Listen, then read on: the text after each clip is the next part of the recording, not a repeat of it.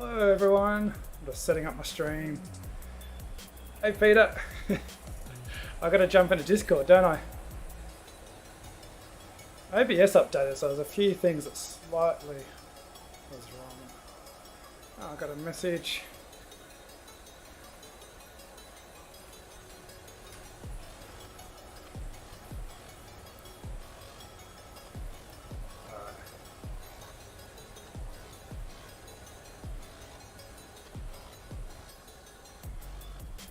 Gotta make sure my settings are working.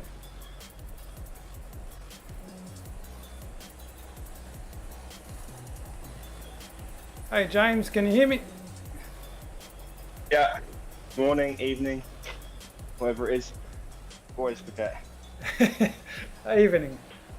Oh, I gotta adjust my settings. A bit loud, a bit shouty. You made it back in time then? Well, it's Saturday, not working. Is that what you're referring to? Or have you had a lazy day? I don't know. I've had a very lazy day. It's been brilliant. Hey David. Nice. Fresh legs, hopefully. Well, I did an hour before, just an easy ride, but usually I got pretty fresh legs before I do these.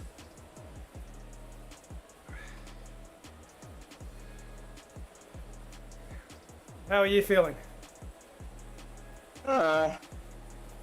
The warm-up wasn't great. Put it that way. Could be better. Got to be better than mine. I'm warming up right now at 140 watts.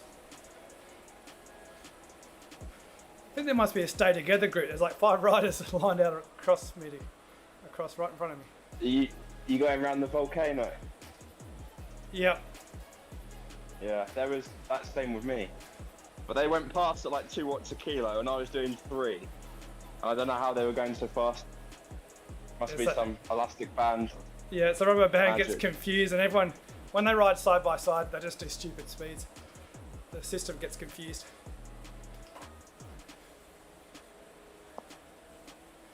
Is my chat not on? Oh no, I better put my chat on. How did it disconnect? Alright, let's get that back up.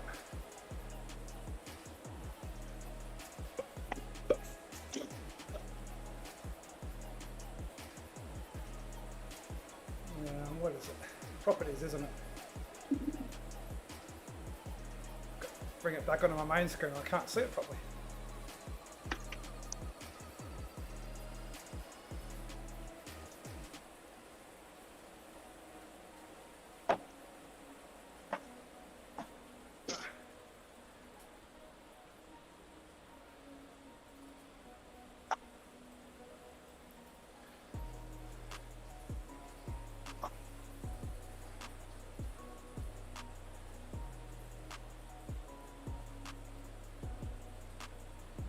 How do I get it across? There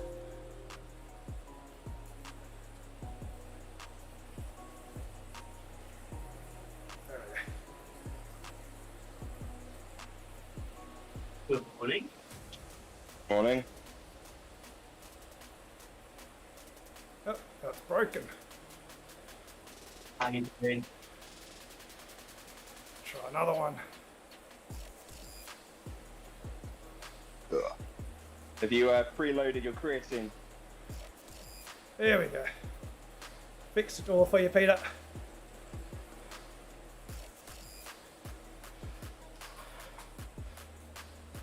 I'm a bit worried with this race. I got you and Nick and the climbing races. Oh, there's Niall legit in as well. Seen that? Still wouldn't classify myself as a climber. Just see what happens. Yeah, that's a problem. I got you for the hard races that are kind of a little bit uphill, and then I got bloody Nick for the New York KOM. Don't worry about me, mate. Worry about Niall. He's not part of the burrito knobheads, is he?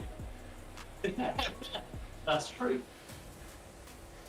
It's all about. Ben, you are overtaking me in the VS points now, so it's full out war. What do you mean overtake you? I thought I was already ahead of you. I'm going backwards. I think there must be some sort of inflation going on with these BS points. Because everyone just keeps getting lower and lower, Hey, John. but the overall rankings don't change. I better join the pen. The way the algorithm works and having these tiny races where there's loads of people all densely packed with a good score, I think it does cause inflation. Because the leaders now are on something like 40, I think, when I last checked. Last time And that was unheard of a couple. Zwift actually months crashed ago. on me before, so I'm hoping it crashes now. Oh, god damn it.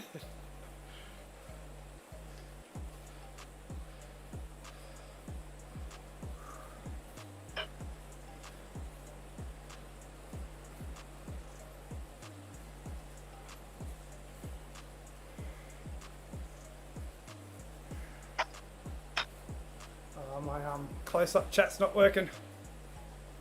Why is my chat not working in this screen?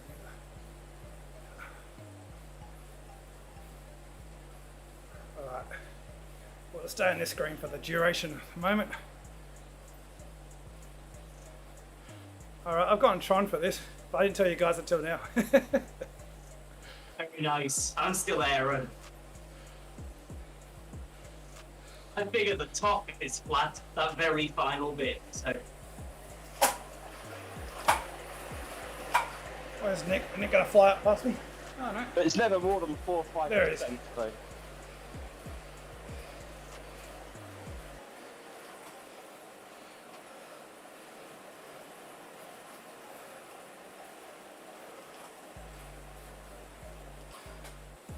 I think this is my best chance for points because the next races I've got not much chance, I think.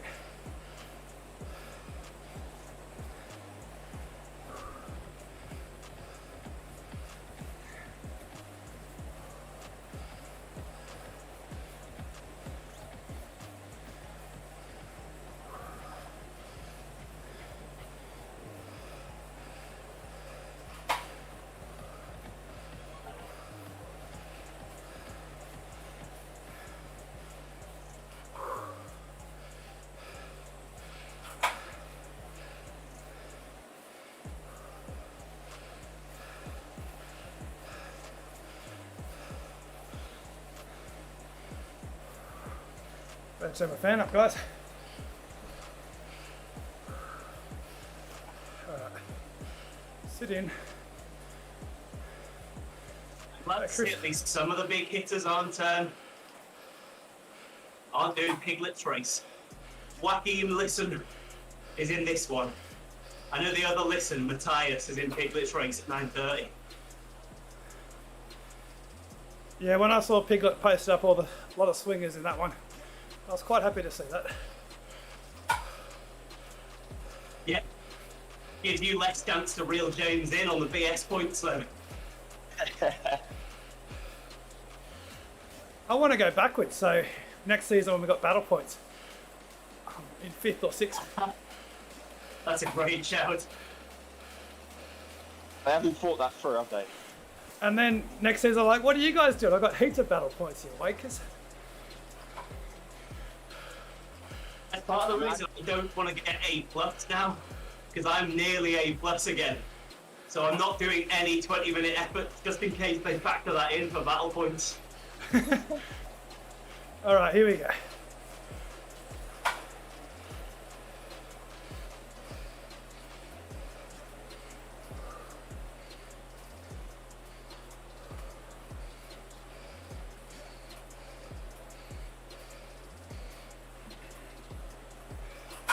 Whenever I hear this song, I'm reminded of Vegan Cyclist.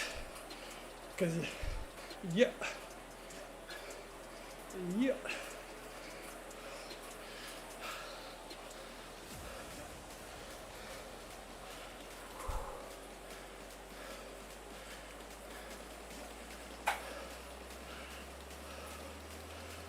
The reverse KOM. Hardly ever do that, but it's pretty flat, isn't it?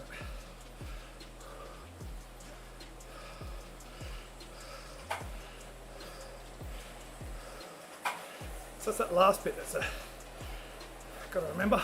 I got myself there. I thought that was where you were going to get the power up. and I thought I'd been done. But it'll be at this sprint banner, won't it? Didn't you get one then?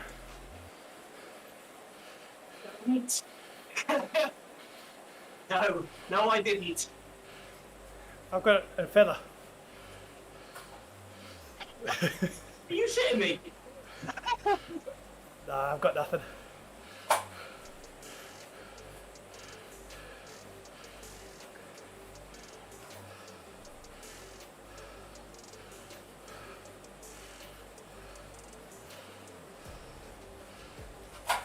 Alright, drafting van.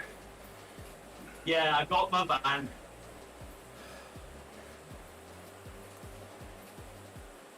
Oh, I dropped it already. What a flex! Not as many as I thought they would. Usually they'll smash it straight away. Because it's not an anvil or the steamroller. I'll use it on this downhill maybe.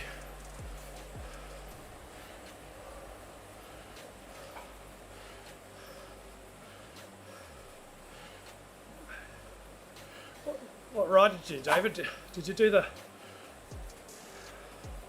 whatever the BS series is? Three Sisters or something like that?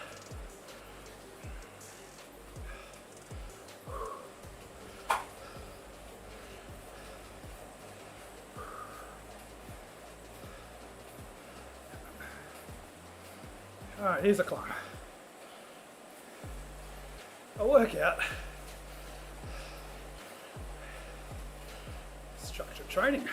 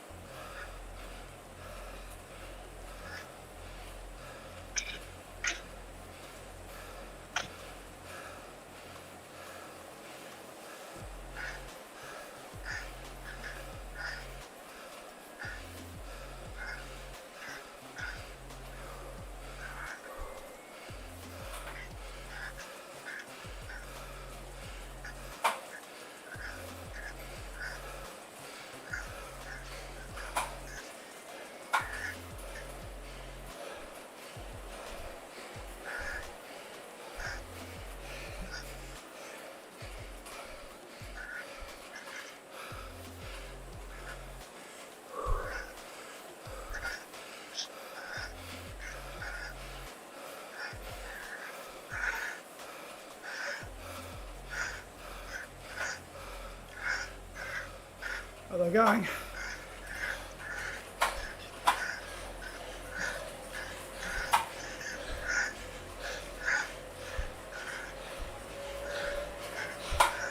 Oh, where's the one?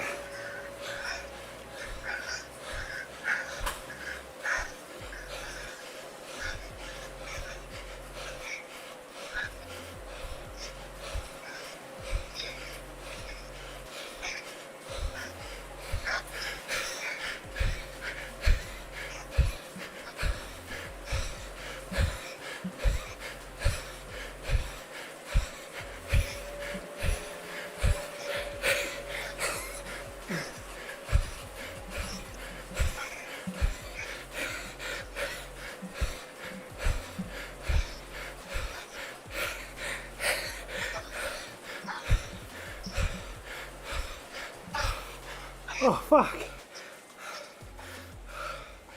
Fucking hell.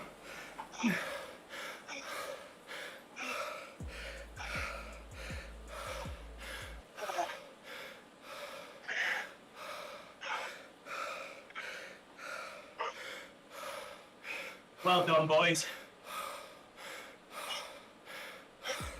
What I'm done. Jesus Christ. That's a great finish, Ben. Well done.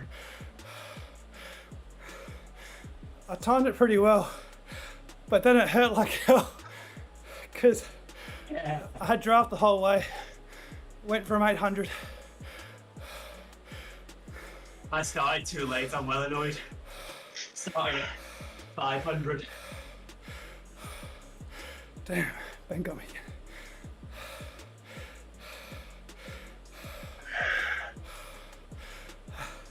All right, that's me, boys. I'm out.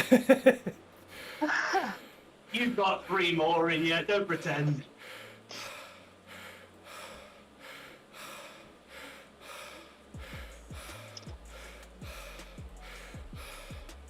Yeah, I thought when everyone went like 1k to go,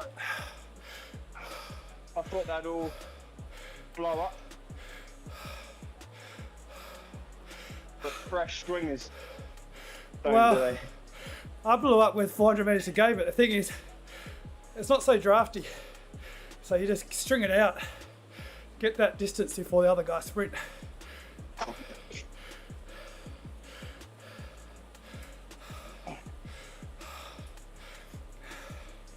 My At legs, least I managed to beat Niall legit up the hill. That's nice.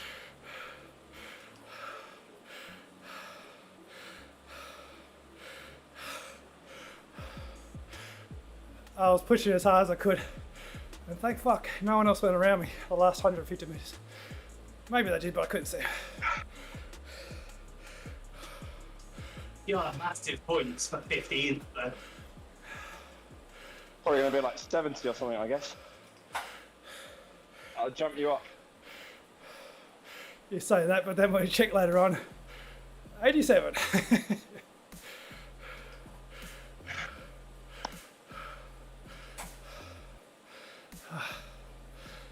You should have been there, John.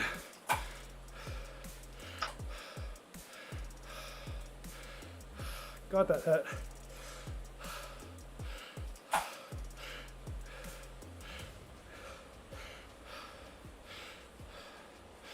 It reminded me of that sprint we did with the TTT the other week. My legs were screaming and I was doing nothing, but no one else was coming around. It said, can anyone come through when we were all doing 3 watts per kilo? Yeah. This is the best top ball. I'm out of the saddle doing everything I can. Why isn't it 1,000 watts?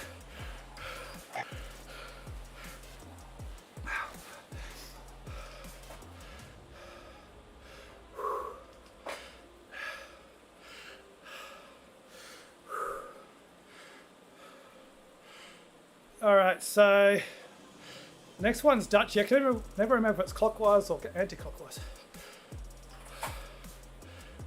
It's the one where the sprint doesn't have a right angle bend, if that makes sense. It's the wiggly sprint rather than the right angle uphill sprint, so you turn right into the sprint. All right, so it's probably aero bike then. Yeah, I think so.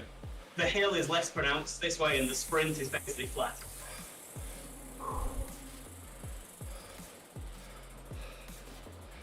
Stop moving, you prick. There we go. That's right, it's the other way, isn't it? Such a bland bike, I always miss it.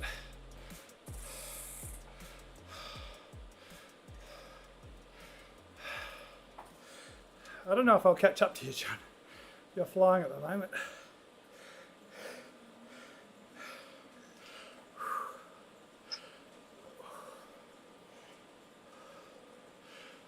I'm not doing next week's CRL with Eric because I've got to work while the race is on.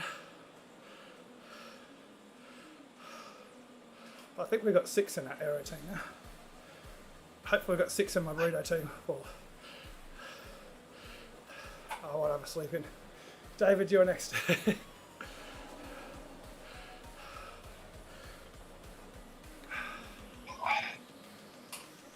All right.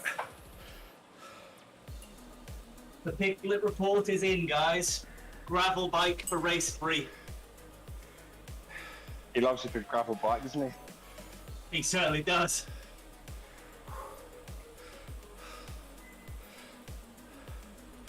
Yeah, does it go right instead of going all the way up? Does it go right and then back to the other side? think, yeah, I can't quite picture it, but I think based on what you're describing, I think so. It goes up the reverse side. So you start on gravel, sorry, you start on tarmac, go up that gravel cut through bit, turn right on some tarmac again, and then turn left. Okay, up so the climb. yeah, so one we've done lots of times, and absolutely sucks whether you're on gravel or tarmac, but it's definitely gravel. Cool. It hurts a lot because people go hard on the gravel at the start, and then you hit the pitch, and everyone on trons go hard. Then you're just trying to hang on for that climb, and the climb is so steep. I love the idea of you just being full knobhead, like knobheads on gravel bikes first, then knobheads on road bikes getting their own back. Perfect.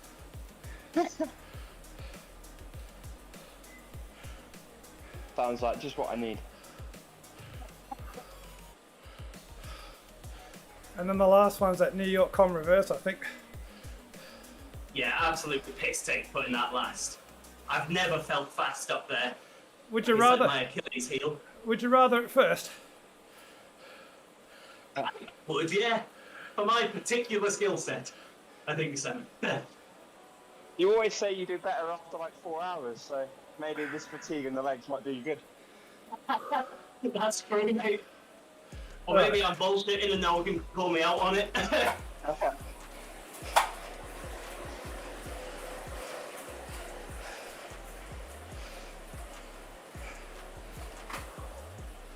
I love this start. Get a nice rest. Still 600 plus watts for me. No, I'm out of that. Yeah, the rest comes though. Get a super tuck in a second.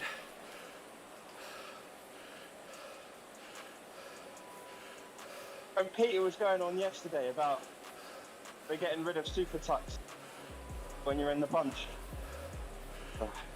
Who was saying that, Peter? True. Or like for their next update, for like the pack dynamic stuff. Stuff that. I like to pedal.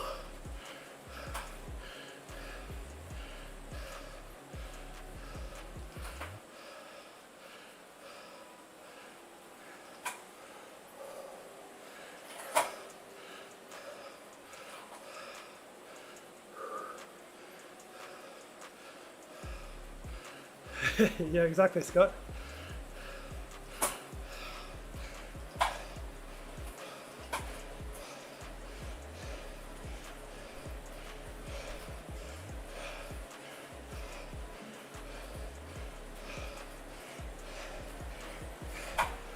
God, that feels hard. The first time, we're not even racing. Yeah, it's gotta be tough. At least it levels off here, drafty. But still need chain tight. It'll be really early break. People usually start sprinting back there. Is to finish this sprint. Yep. Yes. Now, we go right here, and then basically the balance only 150 meters or so.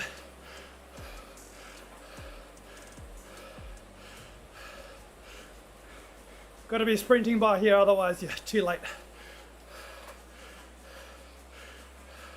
Cheers.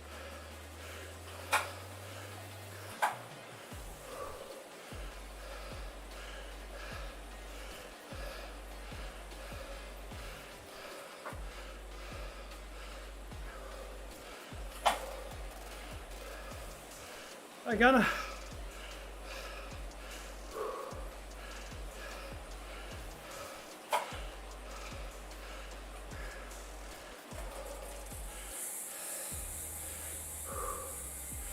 No super tuck, but I can still rest here.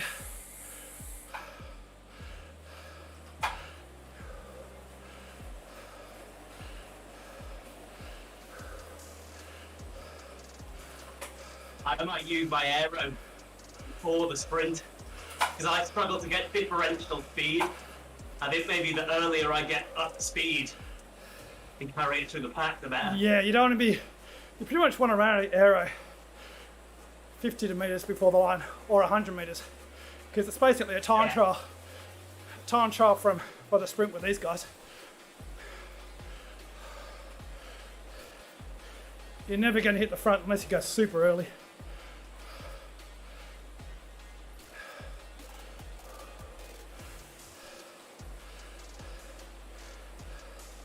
Saying that, I'm hitting the front, aren't I?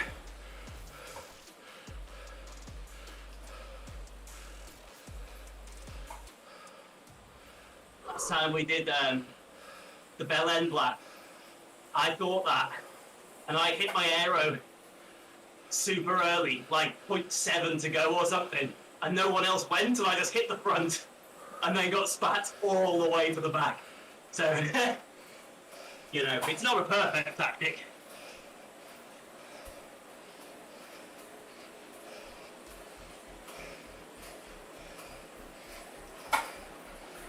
Next sprinting.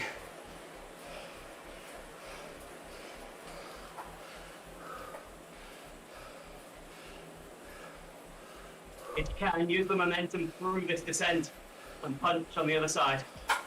Yep.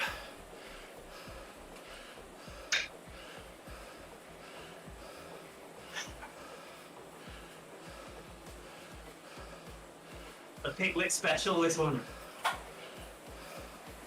Yeah, I was going to say, I didn't realise people like joined the chat.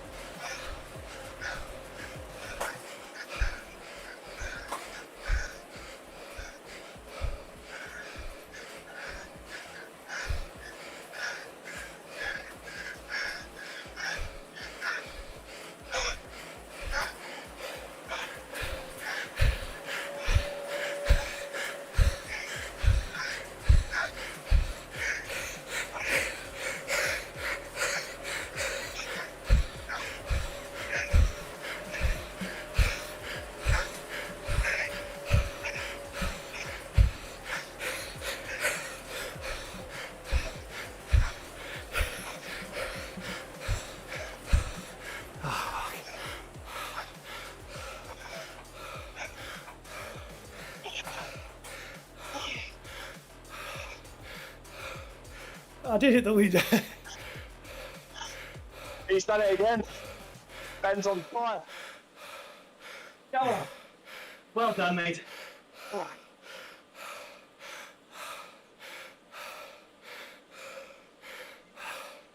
I went a little bit early, hit the wind though, but held on.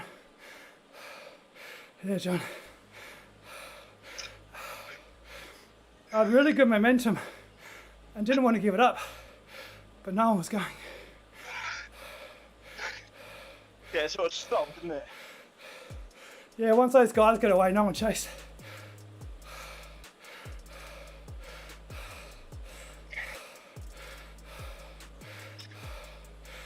Andy Nichols. I didn't see that on my screen.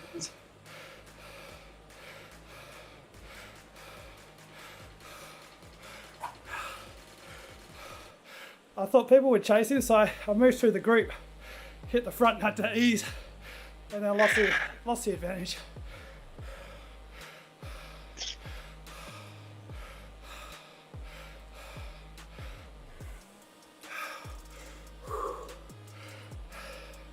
Cheers, Gunnar.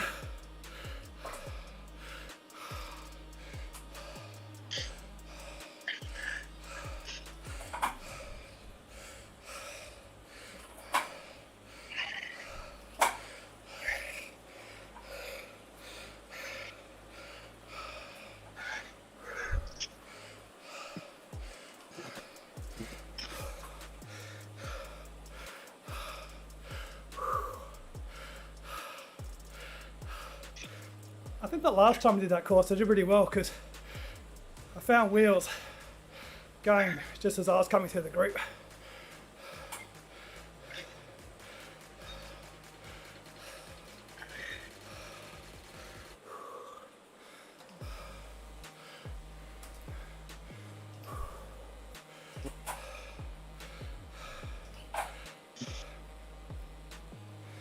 Yeah, it's really hard because you know if you can get that momentum and someone kicks, hit their wheel. That's what I need against these guys. But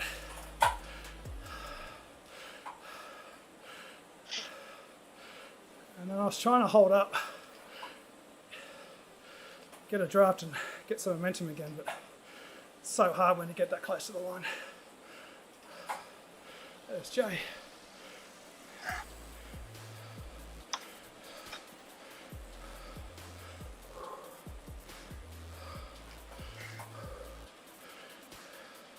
Do you reckon gravel?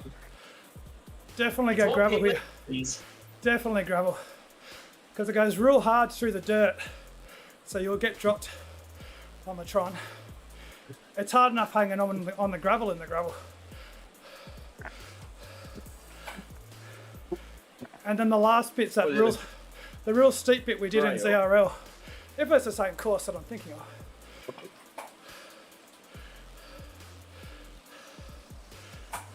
When was it ZRL? I don't remember doing this way in ZRL, but I might have not been. Not the same direction, but you know the finish at ZRL where we go up the reverse part. So you hit that steep section at the beginning of the segment. Yeah. So if that's the same course we're doing, that's the bit. And the gravel's such an advantage there because there's no draft really.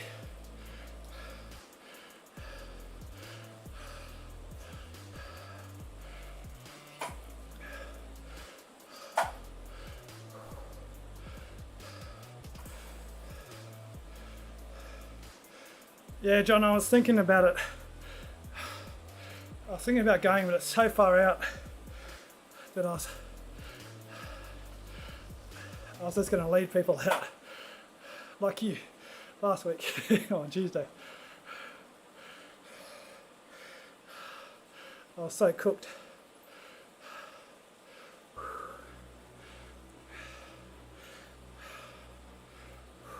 '25th is good for me though. The reality stuffed up the momentum, but usually I get 20s in a head-to-head sprint.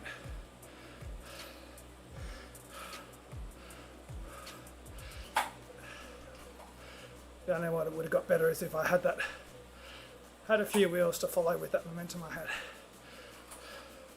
Problem is, Andy Nichols is so good, he buggered off. So no one tried to attach themselves to his train.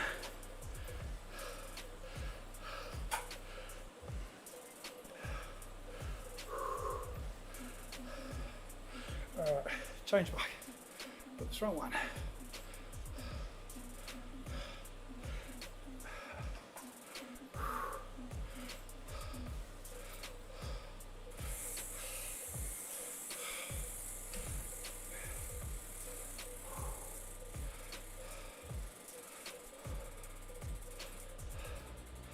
Make sure you change wheels as well.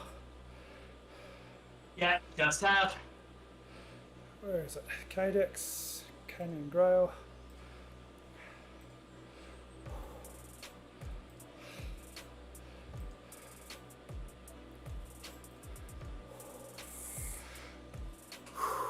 I'll try and race now just to make sure not too far back.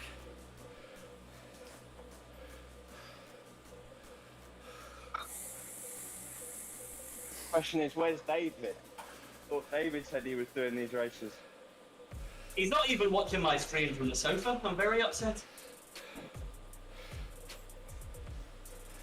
He said he's done his ride. Probably having a sleep.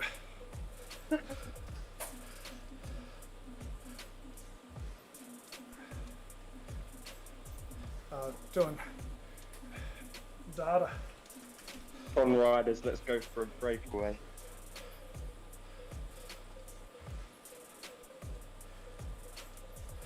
Who typed that? Some fool for a guy.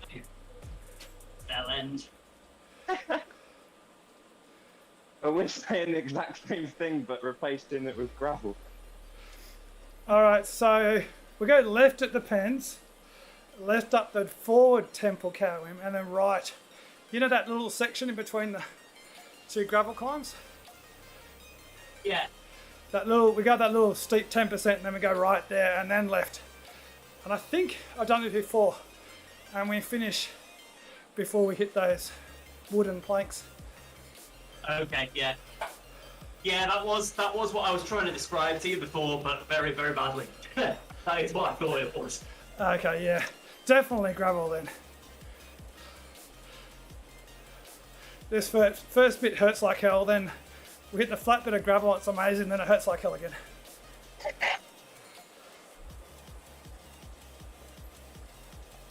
Betting with Strazula saying that the Tron riders should go for breakaway. It's going to make it tough.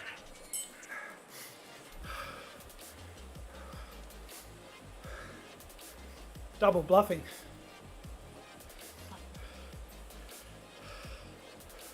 Yeah, he's probably not even on Tron. Cheers, Cadell.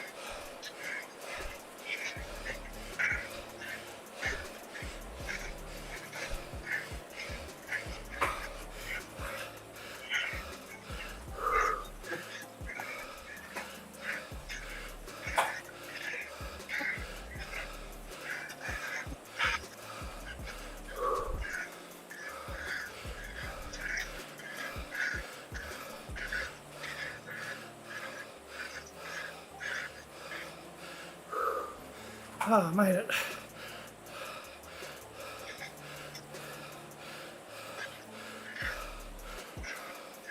I'm out of What was die. that? Jesus Christ. Oh no! Who's my left? Oh no! I went straight. We're never finishing. Oh well, good luck guys. I'm never going left, I'm afraid.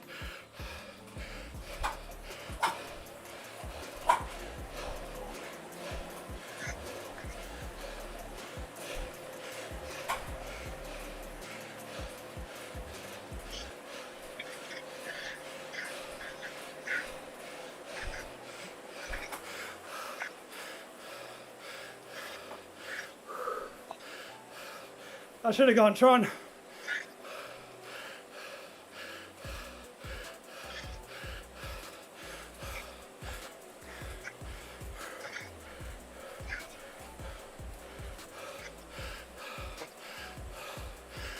Okay.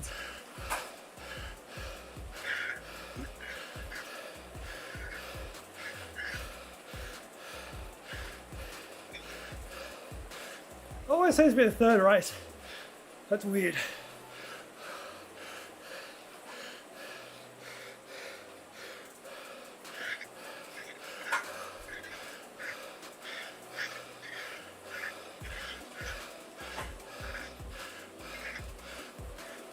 Did we all go straight?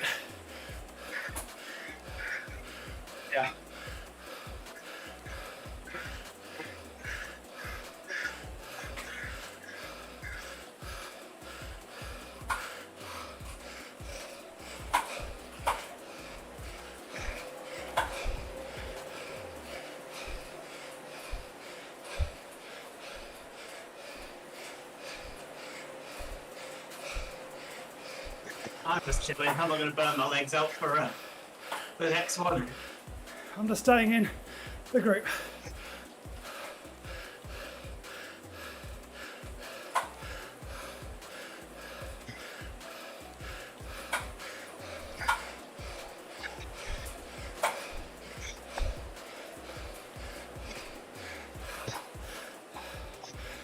It's finishing out sprint better.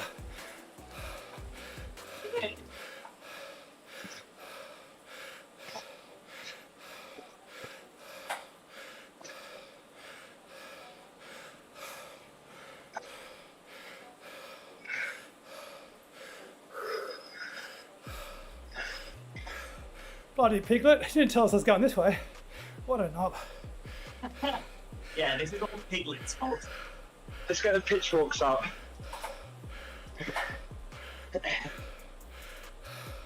I just can't believe how many people went straight on. It must have only been like 10 people who went left. They're going to be winning. I don't know, because we're in the results. Depends on who finishes first. They might take a lot longer. That's true. Oh, so it's not like a glitch where they then come back to us? I don't know. All I know, if I was on the Tron, I would have been laughing my head off. Yeah, yeah.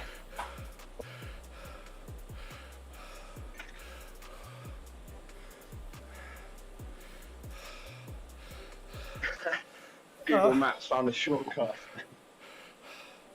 I preferred that course.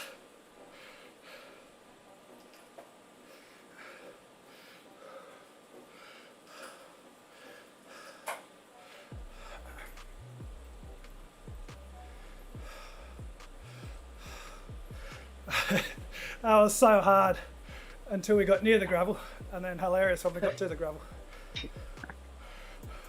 I reckon I would be fine. I was so confused. I didn't know whether to go hard or not, and then I was just miles out the back, so I was just like, oh, fuck it. I sat up because I thought the distance wasn't changing. It was like 2 kilometers and nothing was happening. So I was like, oh, well, Yeah. we're fucked. And then it started changing again. I was like, oh, shit. But then I realized, okay, we're not going to finish on the climb.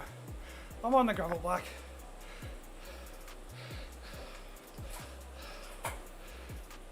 What do you reckon, lightweight for the New York comp?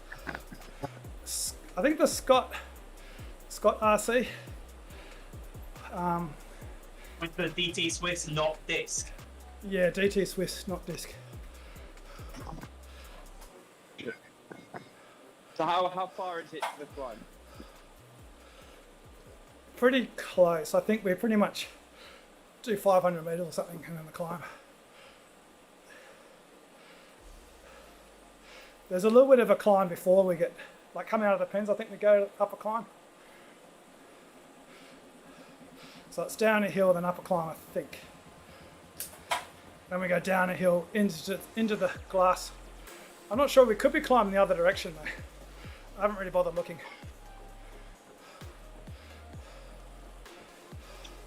And fuck knows what we're going to have. Maybe we'll have a flat.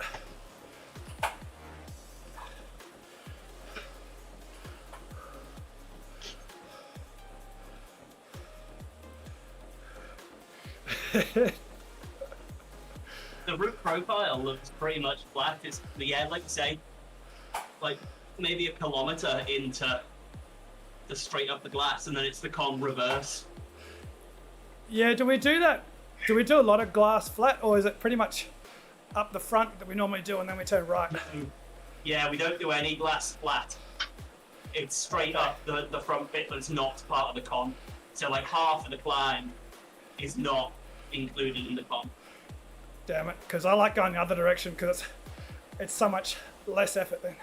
Still hard, but it's not that extra minute just to get to the climb. Yeah, this is like a 5-minute effort rather than a 3-minute effort or something. Yeah, this one kills me a lot more. Ah.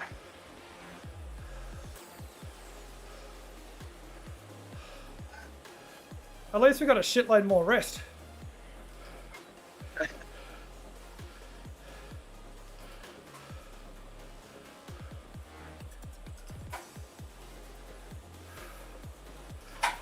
Really love Zwift, didn't he?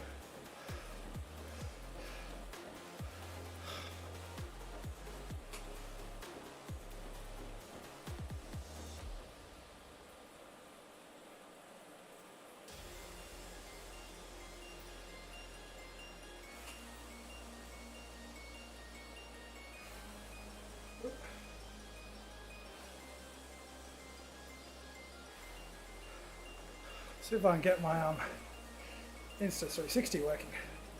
There's no way these battle points are coming in the next couple of months, is there? If they can't do a simple course. They won't mention it ever again. Yeah, I think that's true. Yeah, I don't know if you saw, there was a bit of an argument between that Luciano, the blogger guy, and Eric Min. Because Eric said they were going to focus on racing and getting everything sorted after the esports worlds last year. And then with all these layoffs and stuff, Eric said actually they're doing nothing about racing at all. It's their lowest priority now. Luciano was just like, well, what is your priority? Nothing works.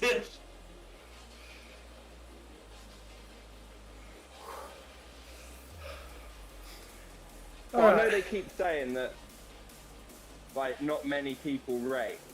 People just use it for a bit of exercise, like 20 minutes a day. But I don't know. There's so many people that end up doing these races that it's sort of quite hard to believe. I feel like it must be their most reliable, like, core subscription base. I think maybe that's why they just fuck us off, because they know that we'll keep paying regardless as racers. Yeah, essentially.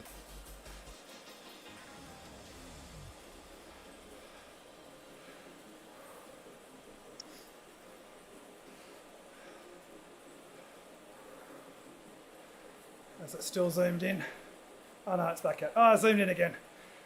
Why do you think that's my face camera?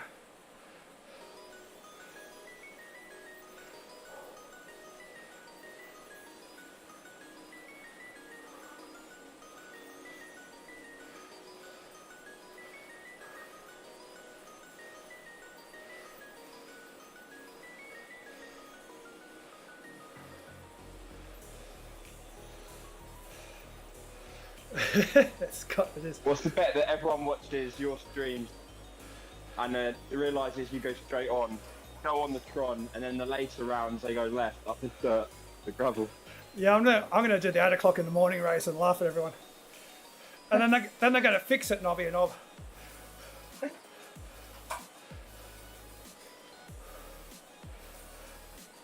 It's my Insta 360, Scott, and sometimes you could just use it as a 5-minute test. It wants to zoom in on my face.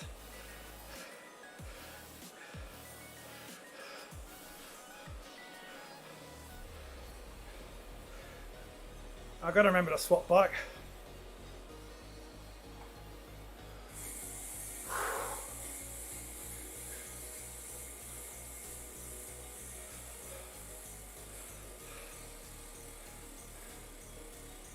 So, Scott.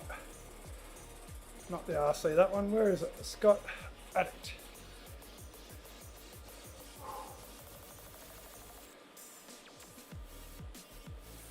Not that it's going to make any difference.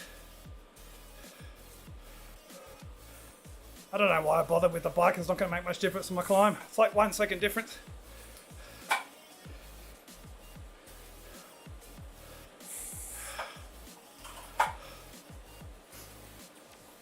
I did see that, Nick, and basically I think Eric's got a reputation of saying lots of stuff and never actually delivering.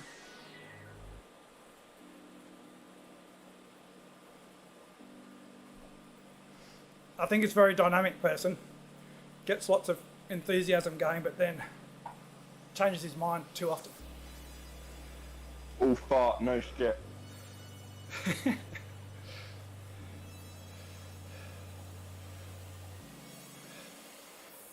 He does kick my ass on sprints though.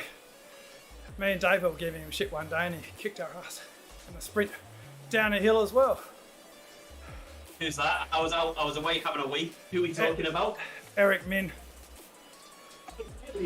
Made me and David look silly. It was a while ago, I think it was like last year and before burrito time.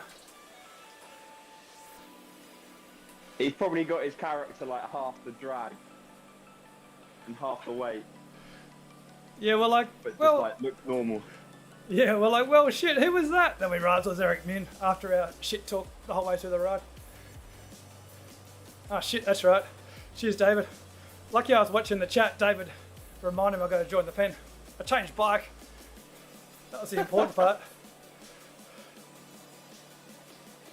I'm doing it, Peter. Oh no, I've still got plenty of time to go.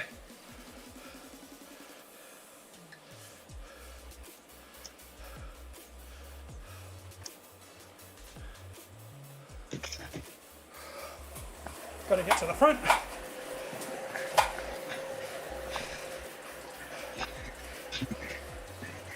Alright.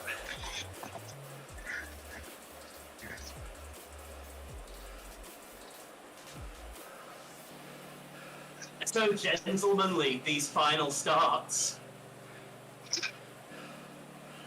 And we go down a hill here, which is brilliant. And you, maybe. That's how all races should start. A little sprint and then go down a hill.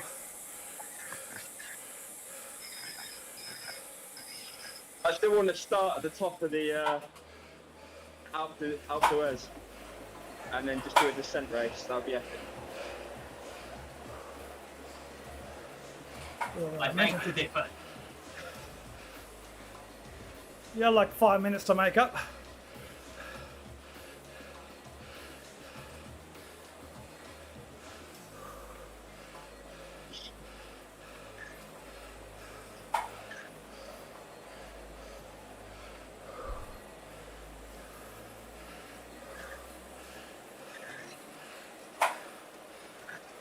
All right, I think we join pretty soon up the glass.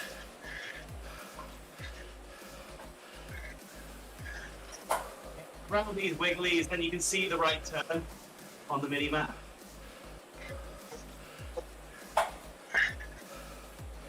It's brilliant. I got a feather. Unfortunately, so does everyone else.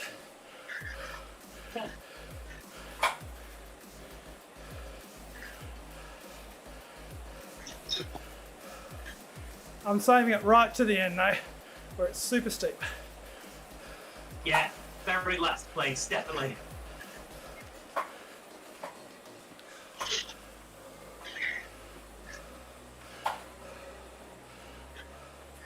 All right, we go right and then we go straight onto the glass. Try and get some momentum from the back a little bit.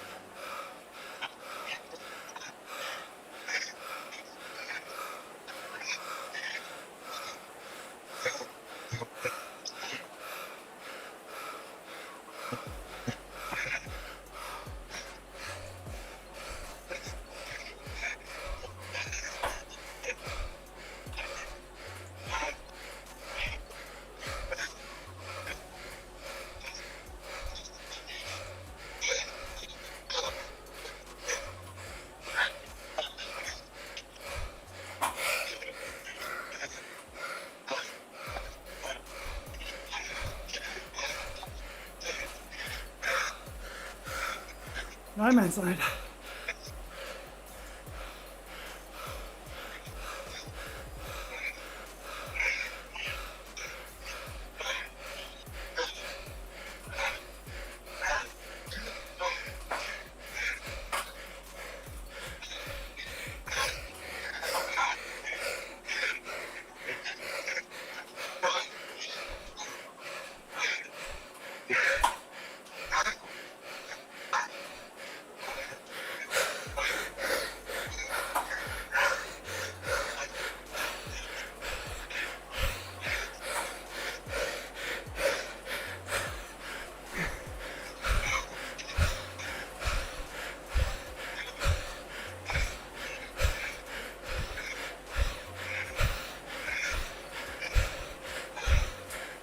Let's do it. Put through the barrier.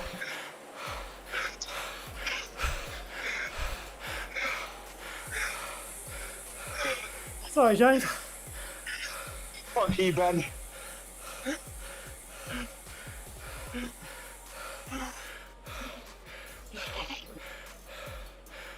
Nothing left. I don't know.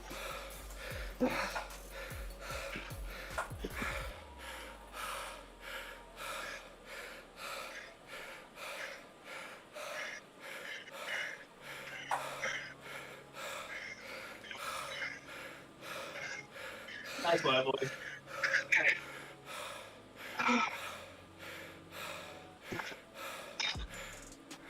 Nice result, Nick. Cheers, mate. I plucked it at the end. I went into too big a gear, so I was like grinding too early. The legs seized. I should have stayed seated and spun. Hey ho. I'll let the group go on that second step at the top. That was long and hard, actually. That one. I was like right in the middle of two groups.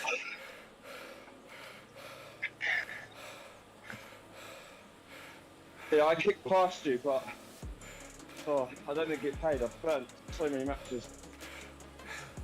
Yeah, I went harder in the first race because I just wanted to try and get to the top and kick over that little last bit with the feather.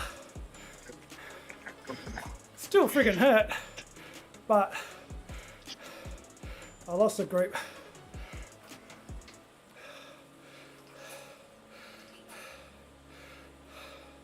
Yeah, that's true.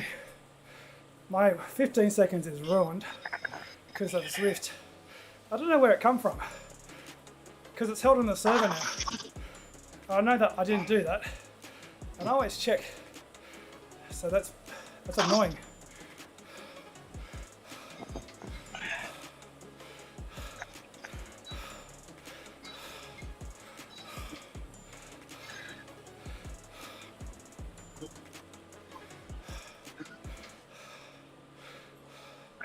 What race now, fellas?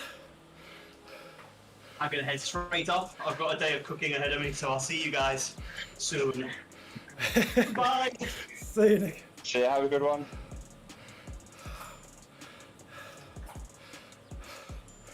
That's the good thing about streaming, James. I got told I was 23 watts off my 5-minute best on that climb.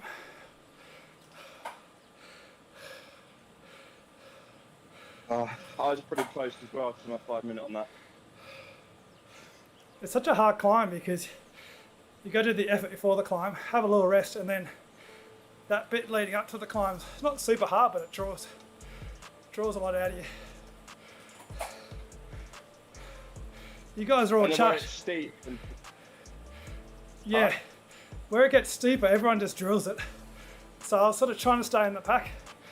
Then I let the main pack go when we got to the segment start, just drafted a few wheels.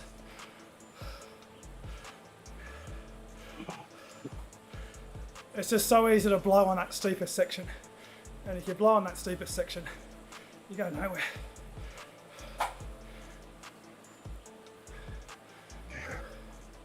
yeah, I saved the feather, but I used it on the second last. Didn't realise there was another steep bit, but I think it's good enough. I think that's why I caught you. I used a feather on that bit. If I hadn't used a feather there, I think I might have got you draft into the finish. but it makes such a difference in that steep section. I semi-done on the Ed as well. You what? I got to the banner, eased off. I didn't stop though, but I done went from 500 to 300 watts. And I think that's where you got me as well. Well, yeah, I didn't think I was going to make you. I was pushing as hard as I could to the banner. And then I realised that the banner was a bit further up, so I had a little bit of ease while I was in your draft. And then kicked a little bit more to make sure. If it was to the top of that banner, you had me by about one wheel length, I think. I was trying like hell to get to you. Oh, hello. I can't wait to watch it back. Did you see Ed's stream where he done 3 races in an evening? I watched the crit race. You didn't see the 2 before that? No, I didn't really. I just wanted to watch the crit race to see what we could do after 2 races for the world champs. But it didn't impress me. Should go back and watch it. What happened? I think the first race on the volcano, it was volcano finish. He smashed it, was leading, but the blue banner was 50 meters past the top of the volcano, and he just stopped, and 5 people cycled past him. And then the second race, it was through the arcade, and the sprint finished after the arcade. Just tried to go long, but you know where you start your sprint from the front, you sort of lead everyone out. That's a horrible sprint to judge. He led everyone out and then just sort of gave up with 200 meters to go, and cruised at 100 watts to the finish. That's the thing that blows me away, because he does too many of those just the same races, up the epic, up the volcano, up the epic, up the Alp. So when he does other races that everyone else knows because they've done it thousands of times on ZRL, he doesn't know where the finishes are. Because everyone learnt not to go too early through the arcade because it's still a long way to go. You come out of the arcade, you turn right, and it's still 400 metres or something. We all made that mistake the first few times we rode that course. Yeah, but I thought everyone done it. So it was just the attrition of who can last longest, if you know what I mean. Yeah, every time I go to the arcade now, it's so important not to hit the front, because you just lose all the momentum. You basically got to stop pedaling through the arcade to get to the back. And it gives everyone false hope if they think they can go earlier through the arcade. They think, I'm going to get this easy. But everyone just winds up. Because everyone still goes really early. Most of the time you cross that finish line so dead, because it's just so far.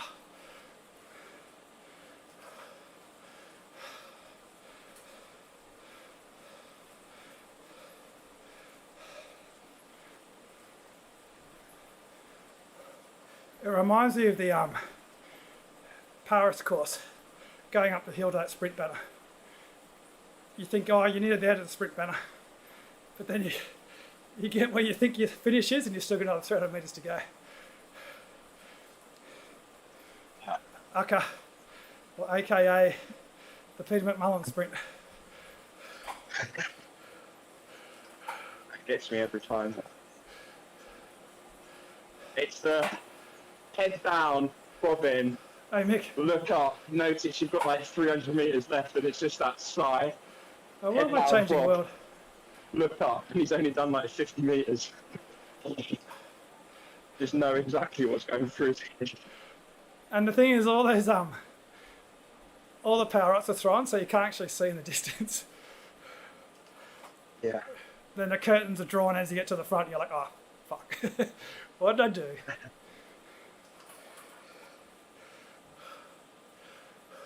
It's weird on my arm. If I'm watching my streaming software, Trying to keep up with, is it Genie or Jacques? Me, my legs are gone. Should be doing my ride. The B pit bot. 125 watts.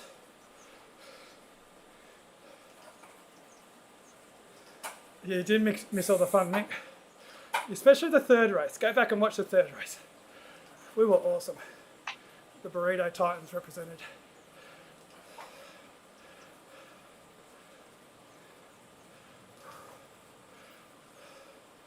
Yeah. I don't know what it is, Chris, because I know I've got nonsense power before, because if you, with the Asiomas, if you let them fall asleep without plus, come back, when they wake up, they give me 2,000 watts. But I haven't used the Asiomas for long rides for a long time. And also, I look at my power at the end of a ride, and I notice 2,000 watts. It's just a shit system. Probably assigned everyone 2,000 watts at some stage. Waving the wrong hand. Don't know if you can see it. Yeah, it's alright. It's good having the ride with feature back. I did 2 hands the other day, but no one noticed in my Strava shot. How'd you do that? I photoshopped it. Oh. Classic.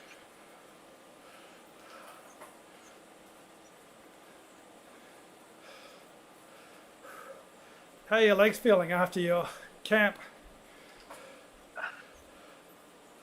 First couple of days I was pretty dead. Like, it was surprising how much it hit me. Yeah. So I think tomorrow is going to be the first proper rest day. So I'm looking forward to it.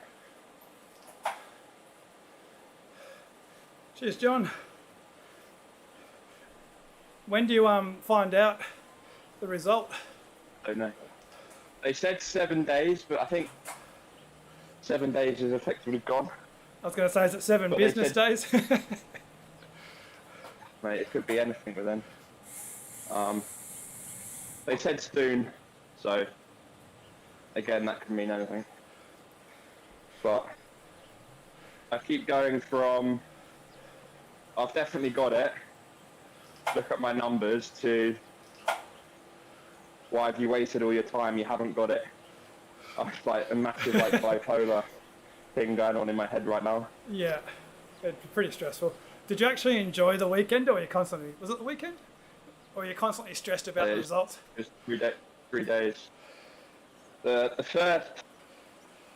first day, because it was sort of testing, I was sort of pretty stressed. Had like the shittest sleep ever, because it was the travel out, and then you know what it's like, new hotel room, new environment, and I couldn't get to sleep. Because I knew we were doing the VO2 testing, and then straight after that, 5-minute test. So yeah, there's no way to get to have a nice sleep when you got that coming up. But then once that was done, it was all right. The second day was it like 150k through the mountains with quite a lot of climbing. So that was like another, I think it was a 5-6 hour, like 220 TSS. And then the final day was the Sakalobra TT. Was it like the burrito? Was it like burrito knobhead group rides on the day before, everyone attacking each other, or was it pretty chilled? It was, yeah, because we were riding with the coaches and support team and everything, and a few other riders. So it was sort of semi-knobheadery, but like it didn't go above threshold, if you know what I mean.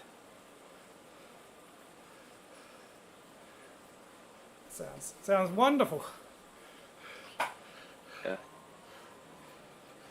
Wonder if David's listening. Still makes me laugh, his description of riding with Nick.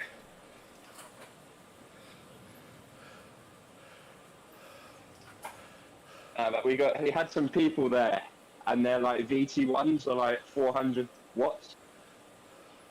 So it's like when they're on the front doing like their medium pace,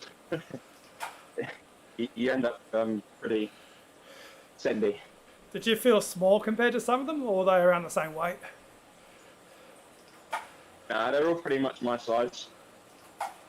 A few of them are a bit bigger in the upper body, just because they've done like the previous eight years of grinding with their arms. So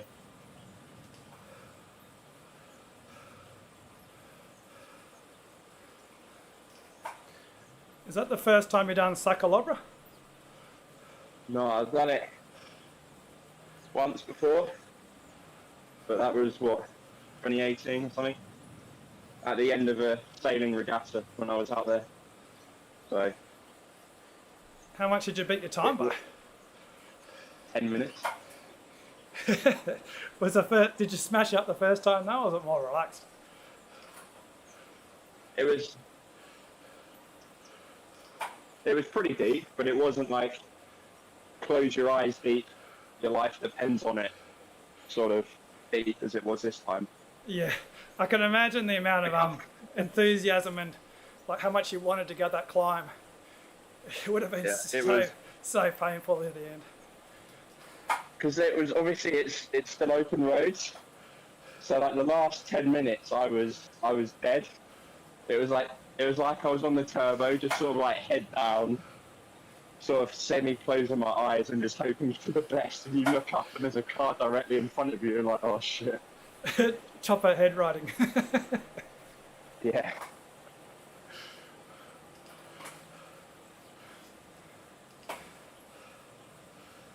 But it's like next level what the team does, or like the whole team. It's pretty insane. Every small detail that it's all planned for, and like you literally do nothing. All you do is cycle and sleep. Everything else is taken care for you. Is it pretty closely tied to the cycling team with the coaches and nutritionists and things? That camp was, yeah. That camp we were literally guests with the World Tour team.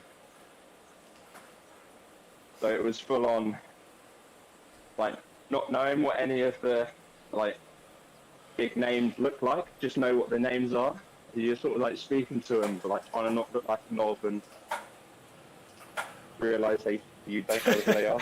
Sort of I don't know why, but I just thought of Kyle then. Yeah. Kyle and Hal, however you say his name. I miss those days.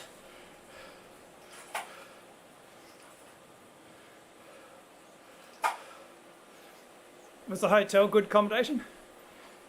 Yeah, it was really good.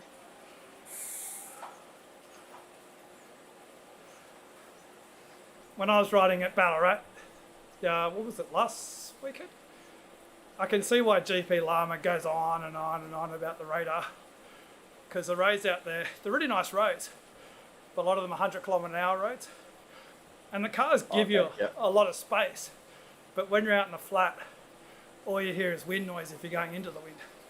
So all of a sudden the car goes flying past you at 100 k's an hour. And it can give you a bit of a scare. And the biggest I think issue... that's one of the good things with like the mountain roads in that sort of area, because like they're pretty twisty and the cars can't go that fast. Yeah, that's why I never bought one, because if I ever go for a cycling trip, it's always up into the mountains. So either you're going downhill pretty damn fast and the cars are slowing you up, or you're going really slowly up a hill, but you can hear the cars working up the hill. But out there, because you don't know how many cars are coming, so you might hear one come past, but you're not sure if there's 2 or 3 or 4. So you sort of try and gingerly look under your arm or over your shoulder just to check, so you can bounce around a pothole.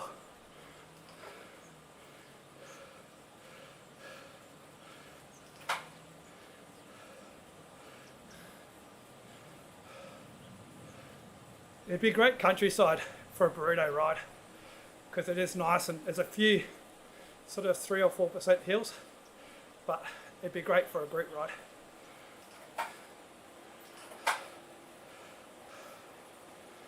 Is it hilly enough for Nick? Well, there's a few little sharp pinches, so Nick can be a knobhead and attack us. But yeah, it'd be a great ride if you got 4 or 5 people just working. And the roads are quite wide, so you don't have to worry about, like, as long as you don't swerve when the cars are coming past, you're perfectly fine. A lot of them, I think, maybe it was a Sunday, so they're all locals.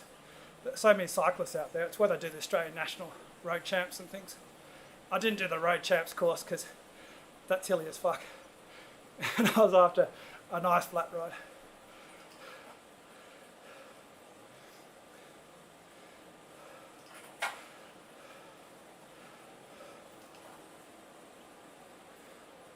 I was going to do gravel, so I took my gravel bike. But then when I looked at the gravel, you really need sort of 40 plus mil tyres because it's really sharp.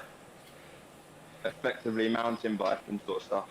It's just the rocks. They're not nice, fine gravel. It's that, like, I don't know if you watched GP Lama, but it reminded me of one ride where he ruined a set of zip wheels because a rock just hit his wheel at the wrong angle. Basically ruined the wheel. Yeah. So I was like, stuff it, I'll just keep the road tyres on. But then I was riding around with a 40 front chain ring with a 11 at the back, spinning like fuck on the downhills. Because that's one thing, because they say a rough rule of thumb is to have your front tyre 5% narrower than your rim. And I'm like, surely that just fucks it every time you go hit a stone or something. Because your tyre is narrower than your wheel. Yeah, exactly. Like the For tyre. the road anyway. Yeah, the tyre hits the rock and flicks it up into the wheel. Yeah. So I've got 38 mil tyres, but there's not much gap between the rear chainstays. Yeah, the rear chainstays and the tyre. So I was worried about one of the rocks flicking up and getting stuck between the tyre and the chainstay and smashing the frame.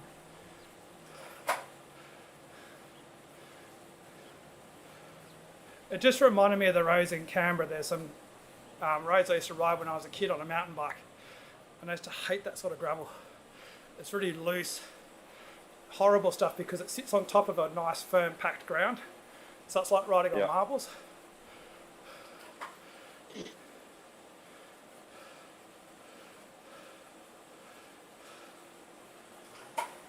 I actually haven't done any gravel riding. I don't know if it's something that I need to do. It's good. The flat's good if you're a heavier rider because it's more about power because it's a rolling resistance you're fighting. So I actually enjoy riding on gravel if I got the right surface. And I might do it again this year where you do a bitumen and then a gravel section on a ride. Take road tyres, but the gravel's really nice, fine gravel. It's quite fun because if you can have the power, you can come out of some of the corners and accelerate like a motorbike out of the corners, and your front wheel just seems to just get so much grip and you get so much confidence coming out of the corner if you can transfer the weight like a motorbike. And it's kind of fun because your rear wheel might slide around a little bit, but as long as you're accelerating, it's like you've just got so much control.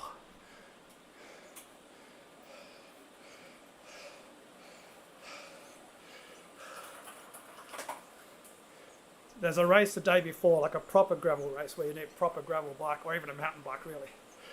I did that one year and it scared the hell out of me because it rained and it had clay and my tyres just couldn't clear the clay, and you're going down 10% descents for a kilometre or so. You just feel like you're never going to stop.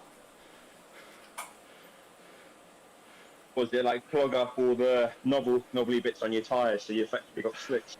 Yeah, it just clogs it all up and you just got no you got no say on where you're going or even stopping, and also your glasses get covered in crap, so you can't see where you're going. So you're looking out the side of my glasses, can't stop, and then there's hairpin turns down the bottom. Amazingly, I did stop a few times, but my heart rate was absolutely sky high, and I was going down a hill.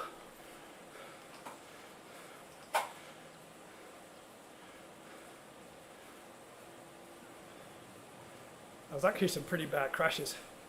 And then the funniest one, not the funniest, but the most stupid one is a guy got off that and then he crashed about 300 metres on the bitumen because he went around the corner with his tyres still baked in crap and just slid out.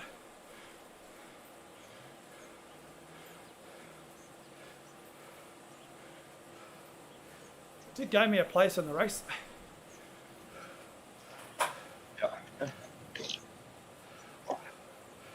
That was the race that I actually beat Simon Gerrans in, even though he's retired, but still.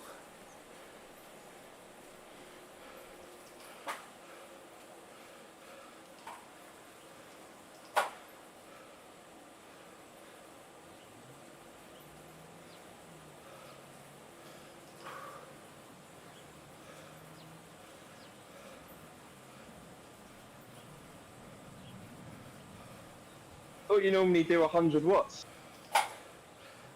Yeah, Or is it just because I'm so heavy? I'm pushing on. It's because there's no one in the chat I'm talking to, so I'm just watching the screen, watching this guy. I've got to let that herd guy go.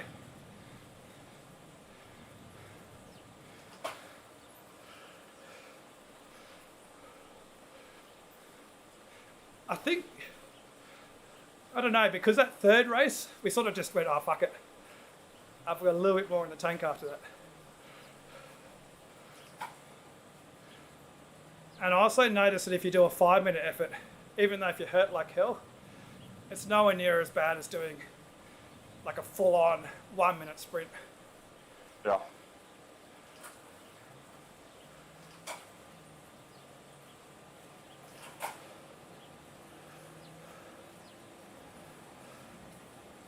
Oh, that ZRL race, yes, last week, Tuesday. That killed me for a good couple of days.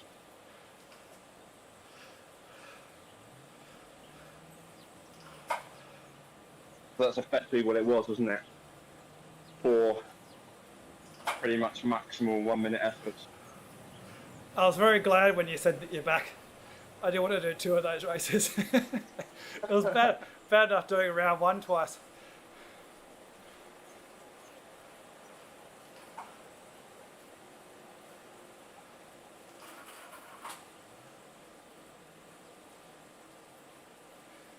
I was thinking about round 1. It was straight after FRR, so I had 8 or 9 hard days in my legs, and I literally couldn't do it. And then I think round 2 was literally middle of my taper. Yeah, I mean, it was smart not to ride because you've been training all this time for the Ineos ride. Who gives a shit about the CRL? I was like 80% confident that I would do it as well. I was like convincing myself, like, oh yeah, it'll be a good ride to like get rid of a bit of freshness, you know. I was doing like a proper Kyle and had to like slap myself around the face. You're like, no, you're not doing it. Think properly.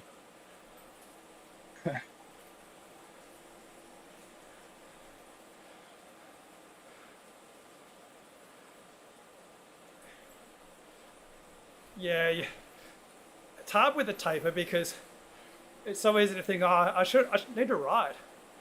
It feels like I'm getting it worse. But if you taper properly, and it literally is your event you've been training for, it doesn't matter. It doesn't matter the fact that after you do the event, you kind of lose a bit of fitness. It's that 1 day or 2 days that matter. I'm going to zoom past James. I don't think I get big highs and big lows as what people get. So I think I'm pretty steady all year round. I don't know if that's just because it's the way I train or if it's just my physiology. It's because you Because do, if you watch, because you do friggin' shitloads of hours. because if you watch someone like Ed's videos, he's always like, oh yeah, it's winter, you know, I'm not that fit, blah blah blah. No wonder it's like 40 watts down from my PB. And I'm like, I don't think I've ever been 40 watts down from my PB. Maybe if I've like taken 2 months off the bike because I've been sailing and I couldn't do anything, but it would still come back within like a week or two to pretty much like my PB, there or thereabouts. Yeah, I think it depends on what you talk about as your PB. That's a problem with power meters.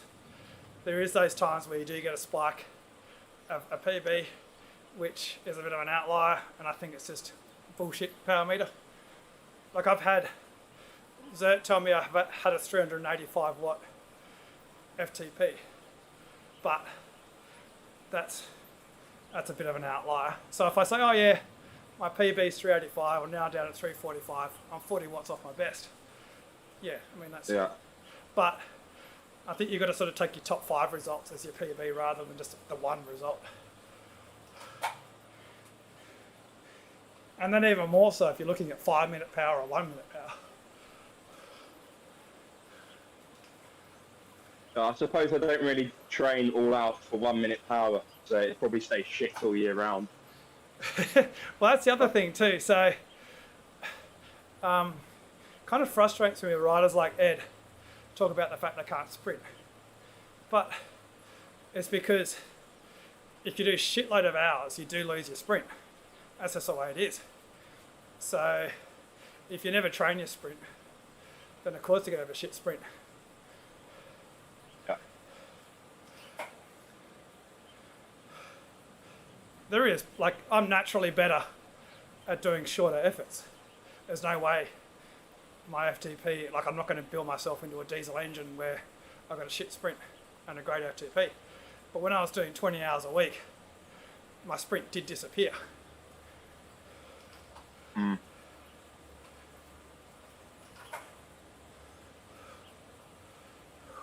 Because, so I done the ramp test for the VO2 max, and like Exert was like, yeah, you could have gone a lot longer, and I was like, I don't think so. But then I done the 5-minute max effort, and Exert was like gold breakthrough. So I don't know what's that all about. Seems like the 5-minute for me on Exert just puts it sky high. Yeah, After that, it was saying I've got an FTP of like 450 watts.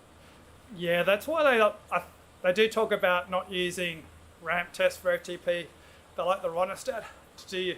So basically, if you're doing a breakthrough to get your FTP, they want you to do Ronestad because it's where you hold, like you hit your MPA, hit it again, hit it again, hit it again, and it gives it a lot more data. So what they don't like is really short maximal efforts, which is like 10 seconds. If you can keep your maximal effort on that metric to like 2 or 3 minutes, then it gives you the best data. Because it's like anything, you put shit data in, you get shit data out. Even though Zert's quite smart, doing really short efforts can trick it.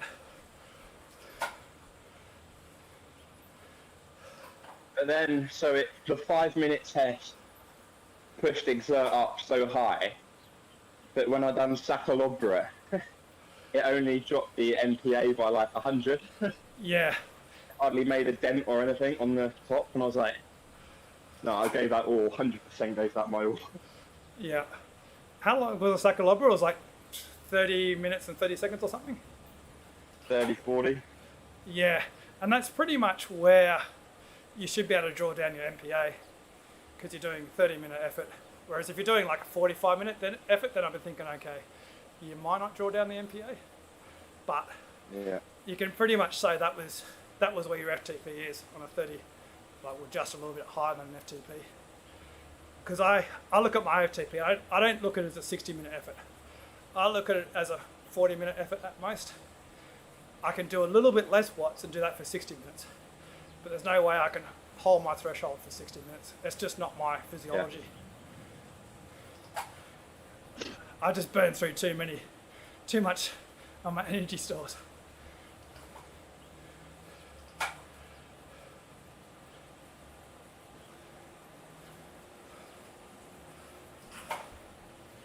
And the other thing too is I look at it not so much like your FTPs. Like I don't give a shit about my 60-minute effort because I never do 60-minute smashing. But it's more in terms of if you're doing your workouts. So I like doing Lucy because I kind of know if my FTP needs to go up because Lucy feels way too easy and it feels pretty hard that it needs to be dropped. So if I do a 3-hour Lucy ride, I don't want to get to the end of it and be absolutely fucked.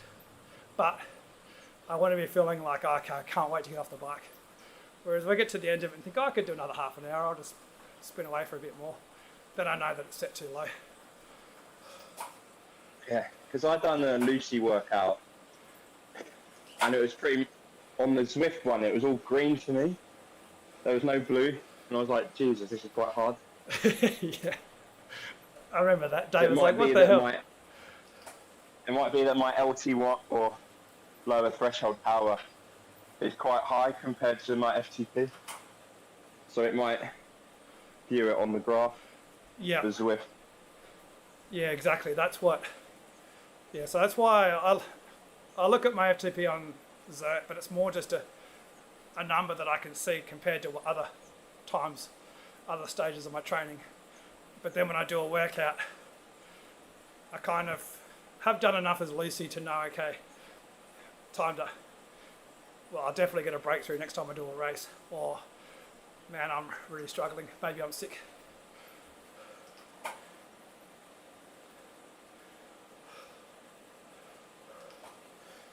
The other thing I noticed too is there's your sort of FTP, but then also there's the actual fitness, which is a different metric that doesn't really get measured. So if I do tiny races, when I'm feeling really good, every single race, I'll touch the MPA around the same spot and I dig hard. When I'm not as fit, but my FTP is pretty close, the first race I'll touch MPA and then the third and the fourth race I'll be rubbish. Yeah. You mean like your recoverability sort of thing? Yeah, it's sort of a metric that doesn't really get measured so much. But yeah, you can dig deep the first time, but you can't just keep digging deep, which is what the pros are really good at because they're just so well trained that they might not necessarily have amazing numbers compared to some people because people just train for their 5-minute power. But they can do it after, well, they can still be within a few percent after a few hours of riding. Like that post on, I forgot where it was, but someone posted up pros doing like a 20-minute test and then doing a 3-hour ride and then doing a 20-minute test again. Yeah. I think I saw that and one person got like 1% better. Yeah, I think that person probably needs a good warm-up because it shouldn't actually happen, but yeah, maybe it's just that they don't really get warmed up until they do a long ride.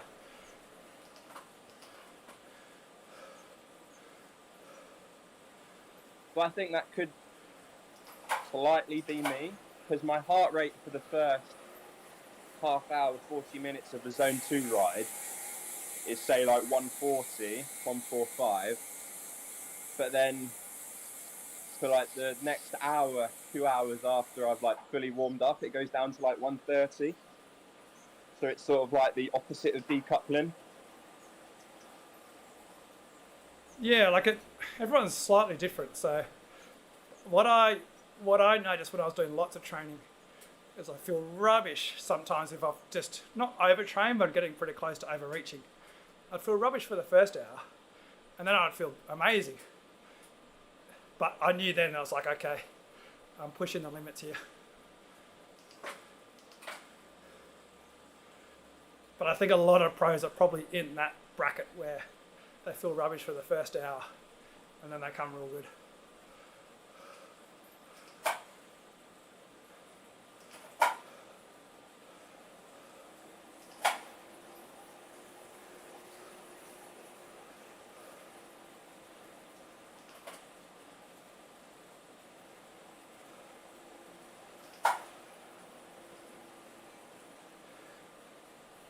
that's one of the things, like I consider myself a cyclist, but I don't really ride outdoors much. I don't really have like a driving need to go and do group rides, races and stuff, because a lot of the interest that I have is just the fun of racing on Zwift, but also the training factor of the last few years. I've just tried different forms of training, ways that I enjoy, ways I don't enjoy, and just seeing how it changes. I think one of the things when I was absolutely flying was when I was doing that Pissing Yellow series where I did a race every single day for like 7 days and then one rest day and then 7 days of racing again. But it was a short-term gain. Yeah. But they do say that because the pros do like a 1 day, or a 1 week stage race to get fit. Then they have a couple of days off and then go into like the tour. Yeah, exactly. So I think it is a thing. Yeah, like racing.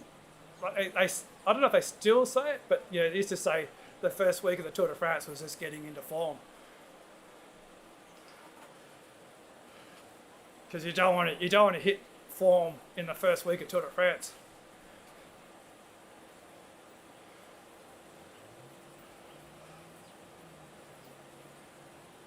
Yeah.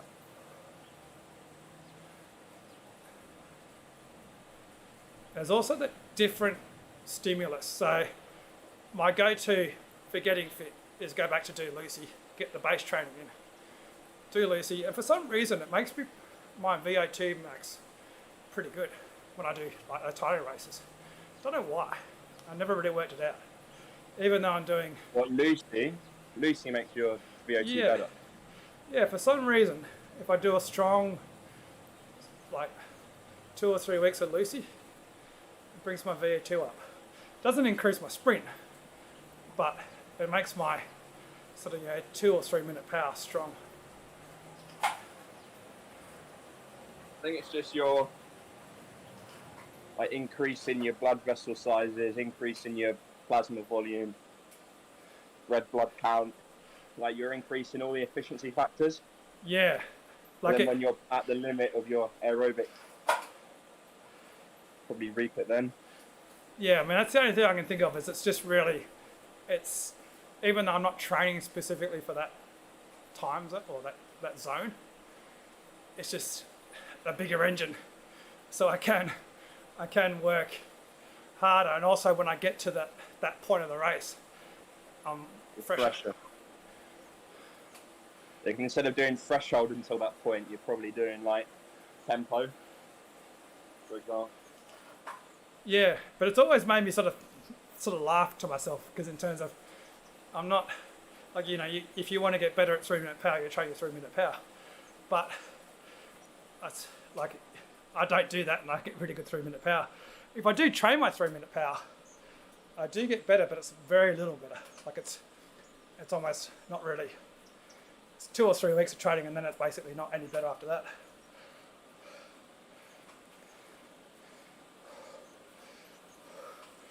The tiny races are great because it does make my sprinting better, even though it's a 1 minute effort. It's knowing how deep you can go. Whereas I think a lot of riders, they'll sprint, but they'll sprint from 300 meters to go and never actually hit the wall properly. So that's like looking at the physics of the game. It's surprising. It takes you a lot of time and energy to get up to maximum speed. But even if you hit the wall and drop like 300 watts, you only lose like 1 or 2k an hour. So you're pretty much still going max speed, even if you bonk. Yeah, that's what The hardest bit is getting up to speed.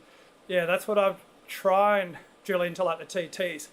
Is basically you want it to be at max speed 500 meters or a kilometer from the finish, and then just crawl to the line rather than building up your speed before you get to the line. And with those tiny races, because you very rarely hit the wind in the tiny races. I did today, but at least had the speed up. So as you say, even if you do crawl to the line, you've got 70 or 80 metres on someone else who went too late.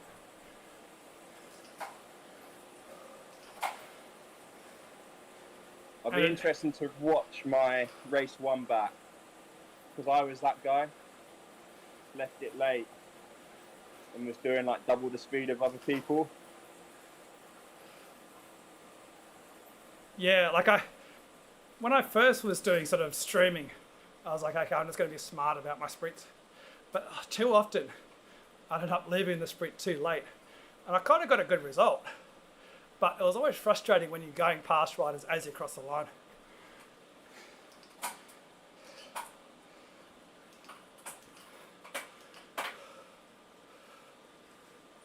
It might not look so good on the stream, but I'm always much more satisfied if I cross the line absolutely blown.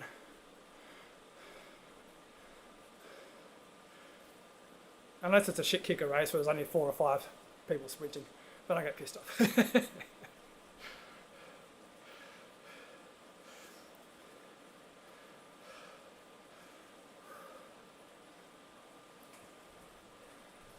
That first one was quite, because it went with like just under a K to go, and I was like, no way they're like full on sprinting all that way. So I was like 6-7 watts a kilo, and then unleashed it with like half a K to go. But I think, as you said, they just got too far in front with the big pack, with the draft. Yeah, like unless you're an absolute like big sprinter, it's almost like a TT when it gets to a kilometre. It's like how fast can I get to the line from here rather than positioning.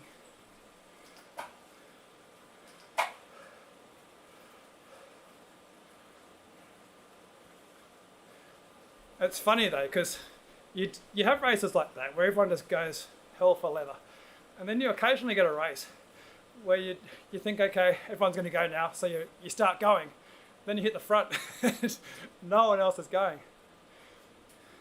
It was like the Duchy Estate one. Yeah, but the worst one is that the French map, where you go down the hill, the one that you and Piglet did. I think you did it with me or something. Maybe I was watching Nick. And Piglet and I always go early, and then we're like, what the hell? I'm way out the front, and then everyone just roars past down the hill.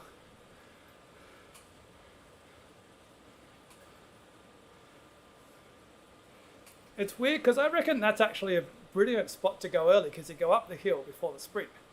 But you just need 10 guys to absolutely nail it up that hill and get about 4 or 5 second gap. Oh, zoomed in. Why does it zoom into that spot?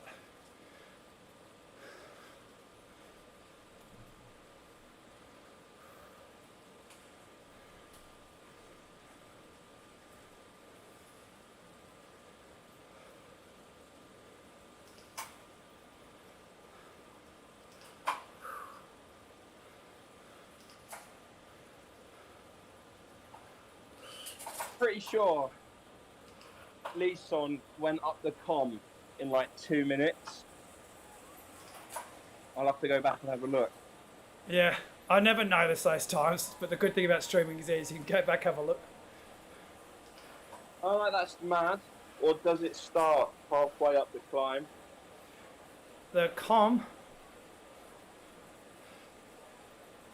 I'm trying to remember where the actual marker is on the reverse.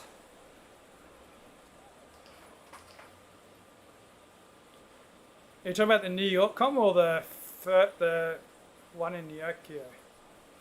The New York one on the glass. Oh yeah. So it starts when you turn right. Not that. So we go past the segment start for the forward, but then we go up that little bump and then we turn right, and it starts on that bit. So it is a shorter segment, but the 2 minutes is definitely not the actual effort. Yeah. I remember when we had a ZRL and I was looking at the tyres, I was thinking, that doesn't make sense. Why is it so much faster up the other direction? Is it shorter? But then I realised it's because the segment starts a few hundred metres up the road.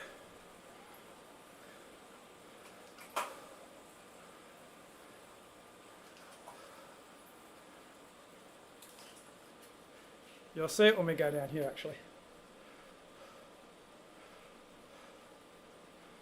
Still don't know any of the other maps. I think I only know France and Watopia.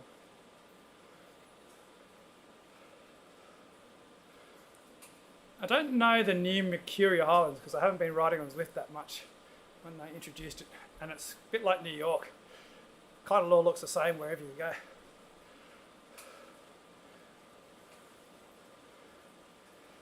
I'm never quite sure if we're going up a gravel climb or a bitumen climb. Yeah.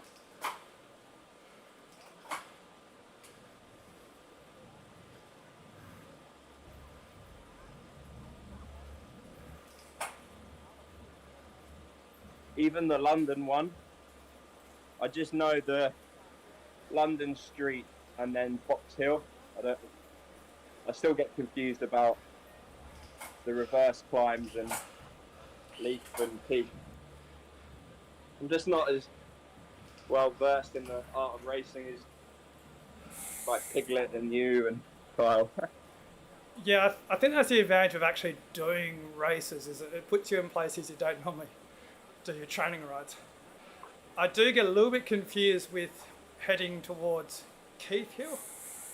Because the other day I think we did Keith Hill or something, and I was like, where the hell am I? Ah, that's right, it's not Fox Hill. Because you go up a hill, then you go down again, and I was thinking, why are we going down? But it does trick you with that.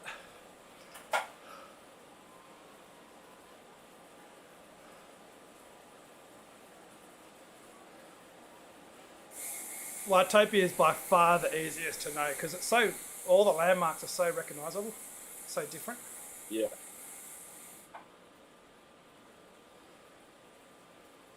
And I think it's the best for racing as well. Like you get such a variety of different courses.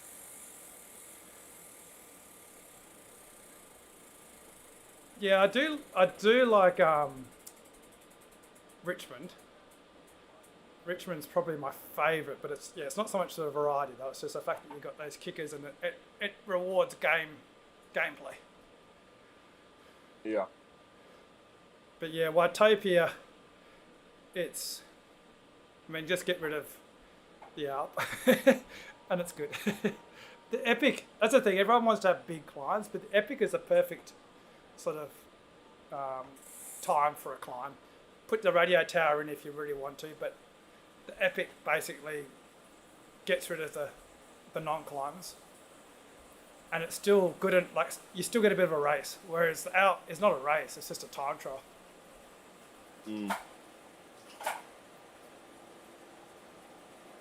So the new Scotland map as well, I think it looks just too flat. Like it looks like the France map,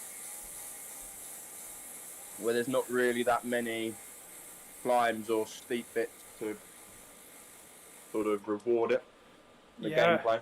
I hope not too many D-grade riders are watching my stream, but it's a D-grade course, pretty much. It's designed so that everyone who rides on Zwift can ride it.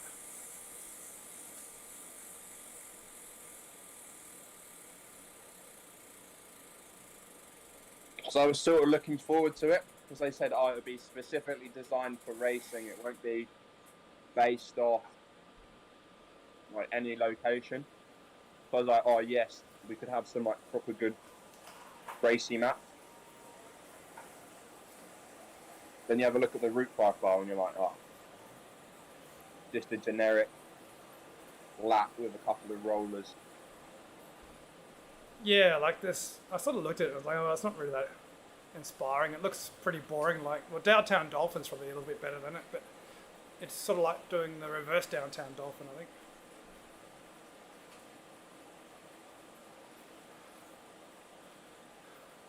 Because you need something like the volcano to sort of split it up. I think the volcano is quite a good one because you can get the climbers can come out, but it's still drafty enough that you can hang on if you know what you're doing. But if you've got anything like, is it Tempest? You're talking about the rollers, the rollers through the dinosaurs. Yeah, like that. Those climbs. Yeah, Titans Grove. Where it's just like a minute and a half. Yeah, Titans Grove. It just all comes back together. It just strings Yeah. out and then comes together. One of my favourite sections on Zwift, which probably isn't very popular, is Grosvenor Street Climb. Because the thing is, it's one of the few places on Zwift where you make a climb and then you stay on a flat. You don't go downhill again. And that's brilliant in terms of people can smash it up the climb and then hold that advantage. Too many times there's climbs in Zwift where you go to the top, and if you're at the front by yourself, you get smashed because everyone else behind just flies past you.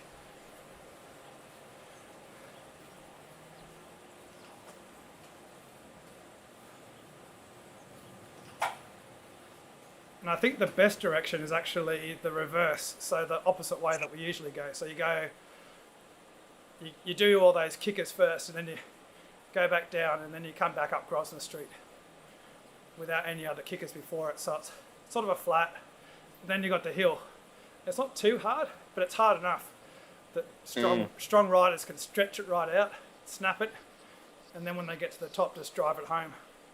And you've got usually enough people staying in the group that you can split the group. 4 or 5 riders can ride away, and often they do. Oh, talking about exert, first one was a breakthrough, second one was a near breakthrough, third one was just the third one, and then the fourth one was another near breakthrough. So I think today was a success. Yeah, people complain about near breakthroughs, but I actually like near breakthroughs because it means that you set it to go slightly down, and it's more realistic, I think. Gives you easier numbers to train to.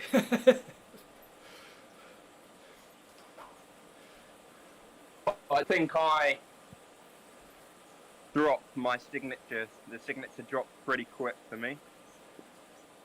Have you got a? So if I do a race and get a breakthrough within like a week, it's all dropped significant amount. Have you got an optimal decay? I don't think I've messed around with any settings, but I'd say that. And my freshness was like +8, and I was like, I can't go like on tired. Yeah, so optimal's pretty good because you can actually build your threshold if you're doing really strong base work. So if you keep raising your train load, your threshold will go up with it if you're consistently riding. But then, if you take 3 or 4 days off, it drops it down so that if you do then go into a workout, it doesn't just smash you.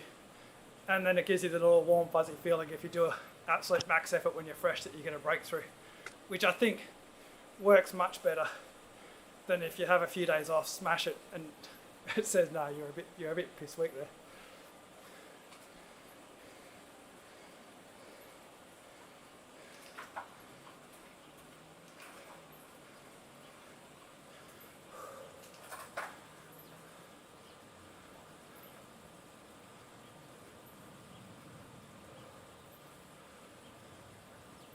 Probably that I moved from my outside power meter to the indoor turbo. I think there's like a so good 4% difference.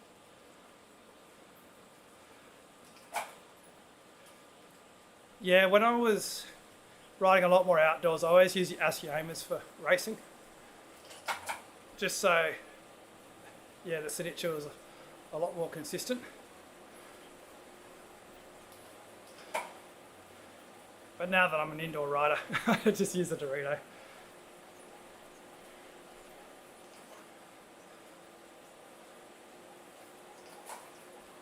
I have to figure out if the difference between the two is because it's left side only, or if it's just because the power meter underreads naturally. Yeah, I've had so much discussions about left side. Like left side's, if you're riding outdoors, like most of the time you're just going to be using it you're doing your endurance rise or you're doing smashing up a hill or stuff. doesn't really matter, because unless you're like super focused on making, like, okay, yeah, I'm 2% faster here or something. It's much more important when you're doing indoor training with erg mode. If you try and do like those higher ground workouts, if you have a left side only power meter on higher ground, you'd be absolutely driven insane trying to do those workouts week in, week out. Yeah. And that's one thing that I was trying to tell to the coaches. I'm like, this power meter is left side only, and I think under reads, but I don't know if they take that into account. They'd probably do like Piglet though. They'd probably look at calculating your times up, climbs and things, and seeing. Yeah, because Piglet ran the numbers and said I should be in the range of like 440, 450 for Sakalobra. Yeah. Instead of the 422 or whatever it was. Yeah, so, I mean, if someone like Piglet runs it, Piglet's smart with that, but you know what it's like with the technology. So, I reckon the coaches would also go, okay, he was only a certain time behind this other rider who did this power and this watts per kilo. Yeah. Are you on the wrong side of the road like I am through here? I'm directly in front of you. Yeah, but we're on the left side of that double line, riding illegally. Oh, we're back on the right side now. The new bots make me laugh because they sit there waiting for you to get there. So if you pull really slowly up to the line on a sprint segment, your ride's just like sprinting like hell going nowhere. I'm going to put a little short up, I think.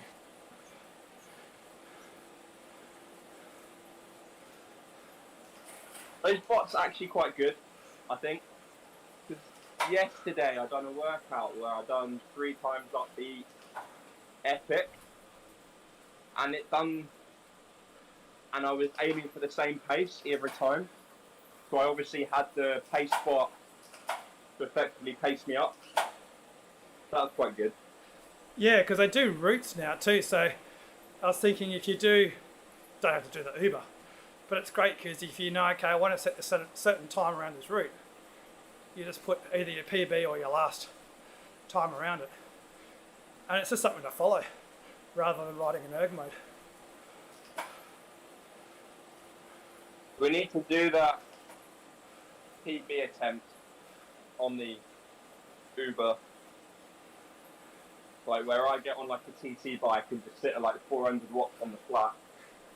And then do like the epic cut through, and then wait for you guys at like the bottom of the volcano. We just need to send Nick. Nick's so strong. His PRL power, I think it was the same power I did for my Uber, and he did an extra 30 or 40 minutes, and also it's so much lighter.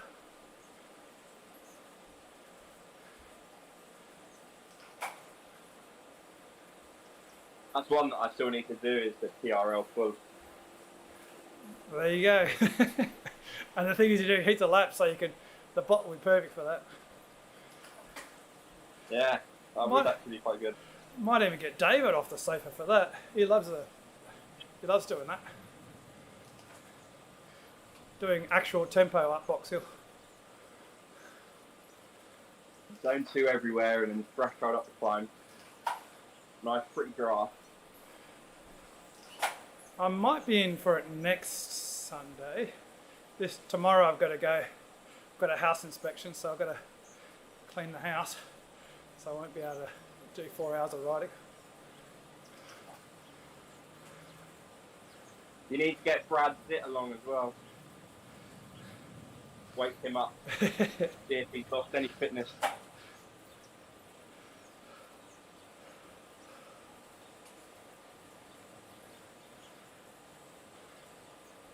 I've got to start riding with you. I've gone from doing 80 watts when I'm doing my warm down to, I was doing 3 watts a kilo there.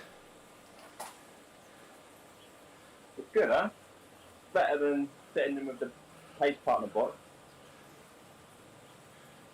I should put the rubber band on and just do 20 watts. You dragging me around.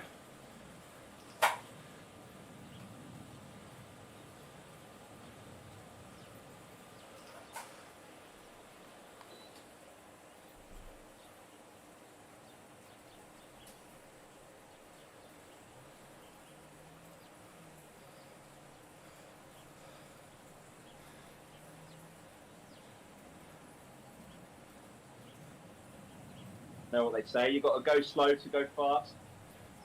Definitely what we're doing.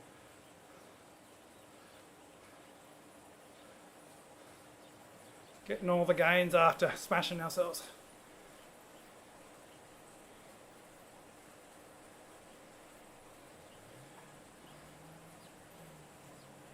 I wonder if Peter's listening to us. The fly on the wall. I was talking to Piglet and David. We're going to do a campaign to get Peter up to 1,000 subs. Imagine the content with all the people.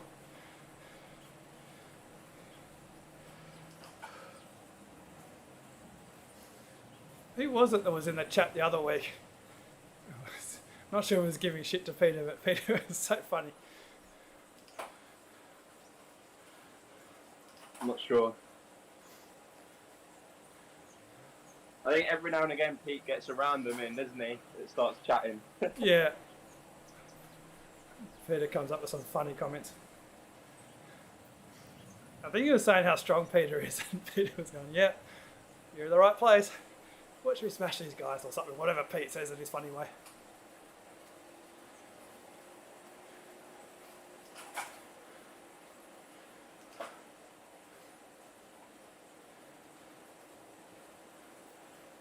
It's just the way that it's also like it's all scripted. Like the FRR Three Sisters one, I think was the best. Like drop, no, I can't, I'm done. And then it was like, he's off the front next time and catches them up. Yeah, exactly. Yeah. And then sprint for the win. All of the emotions you get on his screen.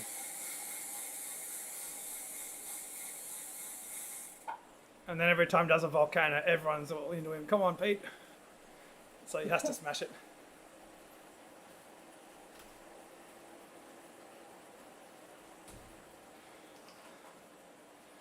And then you always are like a podcast.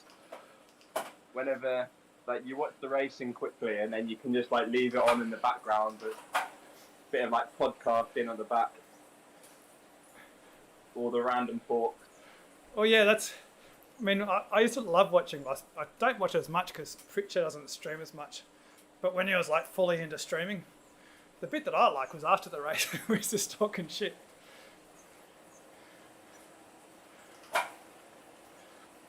It's a lot more interaction.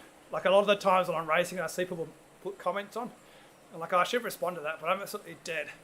And then the next day I was like, oh, I forgot to respond to that person who said hello. Whereas if you're actually not racing, you can respond. Yeah.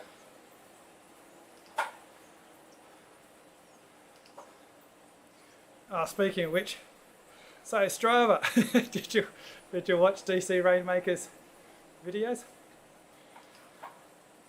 Nah. Ever been following the Strava controversy? I've heard about it. Was that the one where they just cut the prices up without telling it? Yeah, but DC Rainmakers made a good video. So basically they raised the prices in the UK, and DC Rainmakers like, well, no one gave a crap because you're UK, we don't listen to you. And then the Americans started getting their prices raised. So then it hit Reddit. But the issue is, Strava didn't want to tell anyone about it. When he emailed them about it, they said, no, this is all, just read our press release. But they wouldn't actually say how much it cost for Strava. He's like, well, so you can't tell me how much it's going to cost to subscribe to Strava. And they just didn't respond. And then they used a VPN and found all the different prices for the different countries. And it breaks all the EU rules because you can't charge for a digital service different prices based on your country, the EU. Yeah. And if they do, they're supposed to be able to allow you to change, but Strava won't let you change. And rather bizarrely is his wife pays one price for Strava because she's got a Strava set up in Holland, or the Netherlands, and he's doing Strava up in America years and years ago and he can't change it. So then Strava sent out another message on Strava clubs announcing the prices, but they never sent an email. And they said it's never our intention to hide the price increases, but they never actually sent an email talking about it.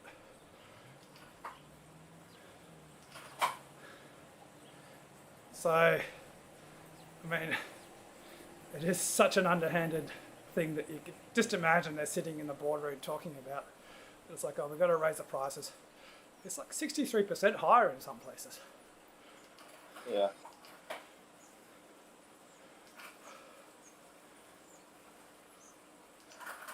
Well, I got my bill came through today. Like, I literally couldn't remember what I paid before. But I don't know why I paid for stuff. Like, I only use it for the route planning. I don't really care about the segments. Yeah, actually, because I do monthly, so I stopped my monthly one, mostly because I only use it for the segments, but the reality is it doesn't really matter that much, so I'll probably cancel it for a little while and then bring it back later on maybe. But I can just bring it back for a month and then can it again. Yeah. Anyway, I've done my hour off. I will speak to you later. It's probably bedtime for you, or I've got to go and Whitney did a class and so she had a snooze while I was doing this, so I'll go and wake her up and we'll get some dinner. Alright, anyway, have fun. Cheers. Speak to you later. Cheers, James. Right, ciao. Bye. Check the Zwift PowerPoints. Yeah, you smashed it. Boy.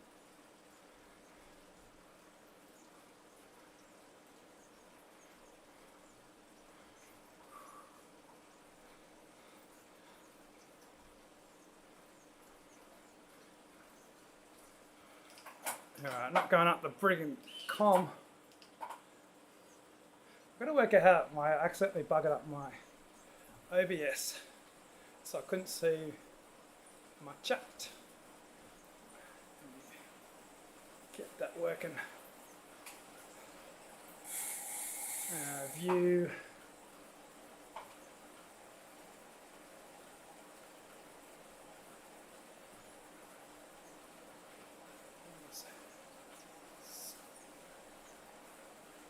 Where's my chat?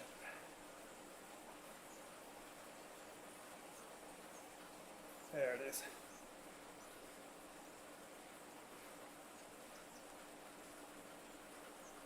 Come on, chat. Get in there. No, not there. That's probably why I accidentally closed it. There we go. Alright, my chat's back in the right spot.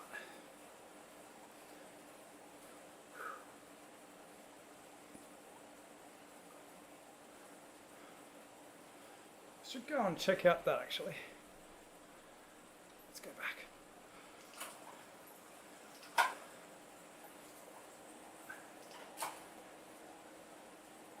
I was doing Fuego flats today, and there's something that made me laugh so much. I'll see if it's the same here. I don't know if I was sprinting though.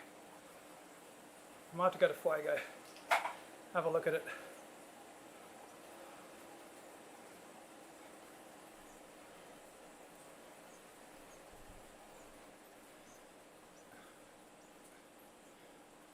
No, because it won't be, I didn't do the full segment, did I?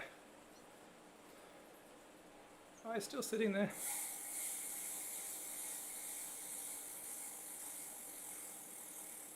Let's creep up on it.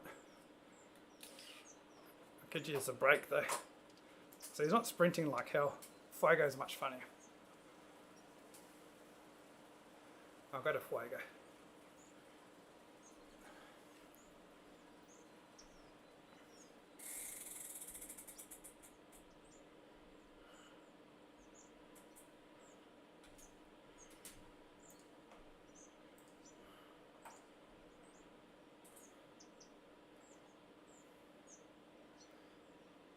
done a few kilometres.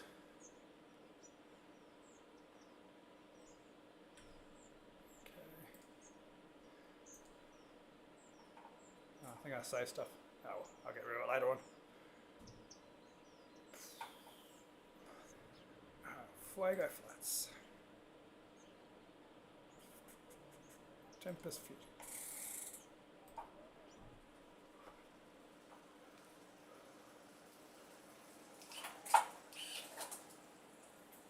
I've also got to, I haven't put wax on my chain for like 3 weeks. I've got to do that as well. Is that my shadows on my elbows?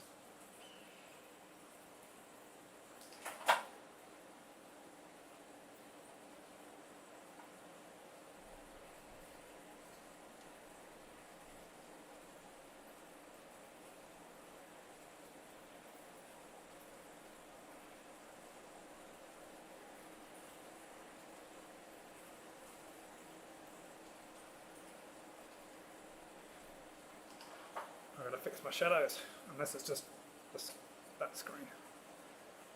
Alright, bear with me. Peter, I know you're listening in the background. Bear with me a moment.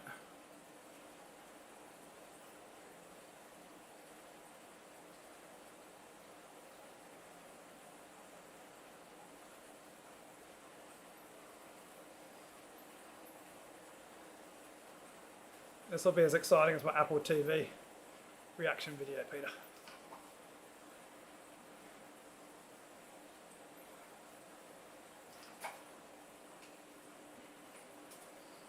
Why is everyone so fast? Cheaters.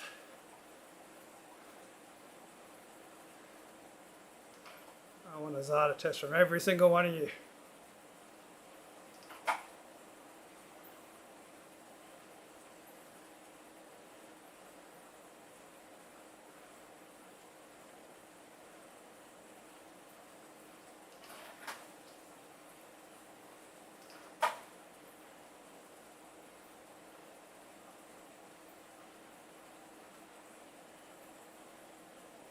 The only bad thing about resetting your ride is source resets, which is kind of good in some ways because obviously you'll want to see it for each ride, but it'd be good if you could keep it for every ride so I can see why I feel tired.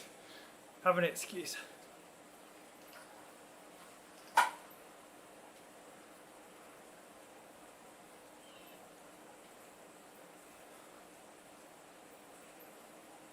Although it does look good, seeing the energy ticking up quite quickly. I'll be able to double that soon.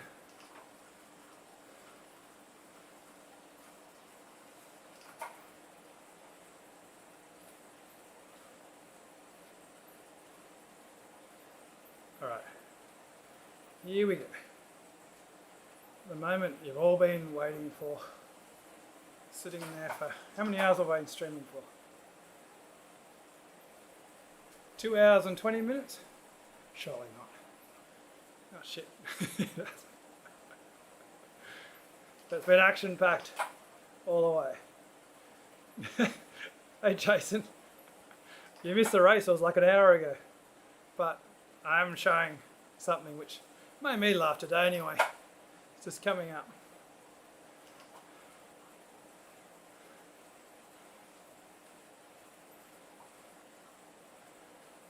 Because I've got the new, well, this was always here because of the segment.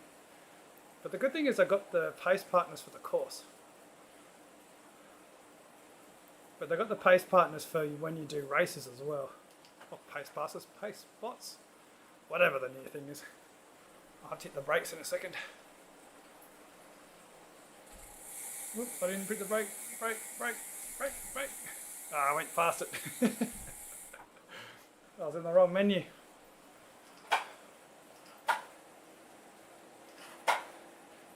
Are you doing the tiny races later, Jason? If you do, watch race 3. It's going to help. Okay, put the brakes on. This is a bit that makes me laugh like hell.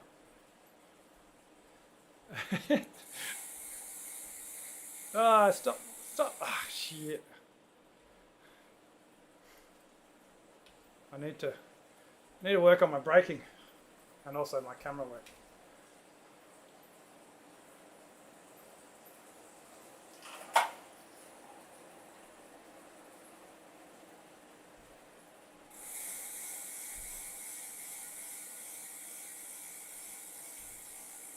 Alright, that's what I wanted to look at.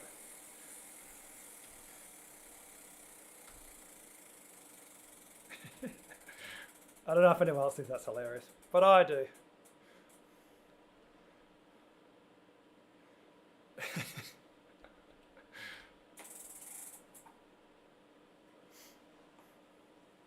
It's like Captain America, I can do this all day.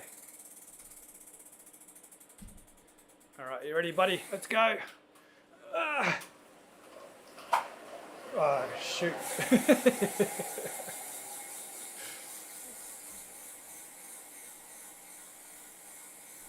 It is actually pretty cool that you can watch yourself. So you've got no one else in the race. But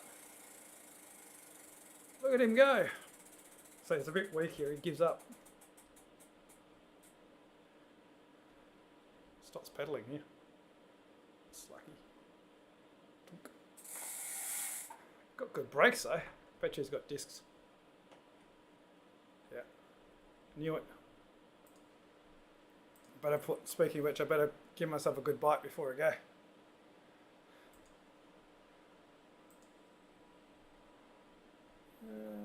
Specialise, isn't it?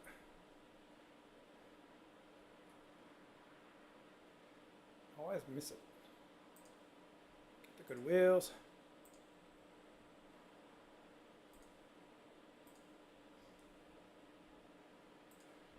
I've got a new camera set up, Jason.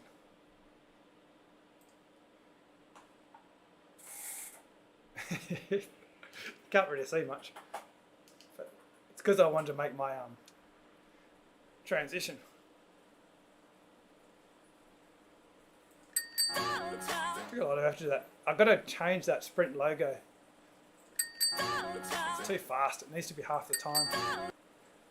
Be annoying as hell having to listen to that the whole time though. That one's better.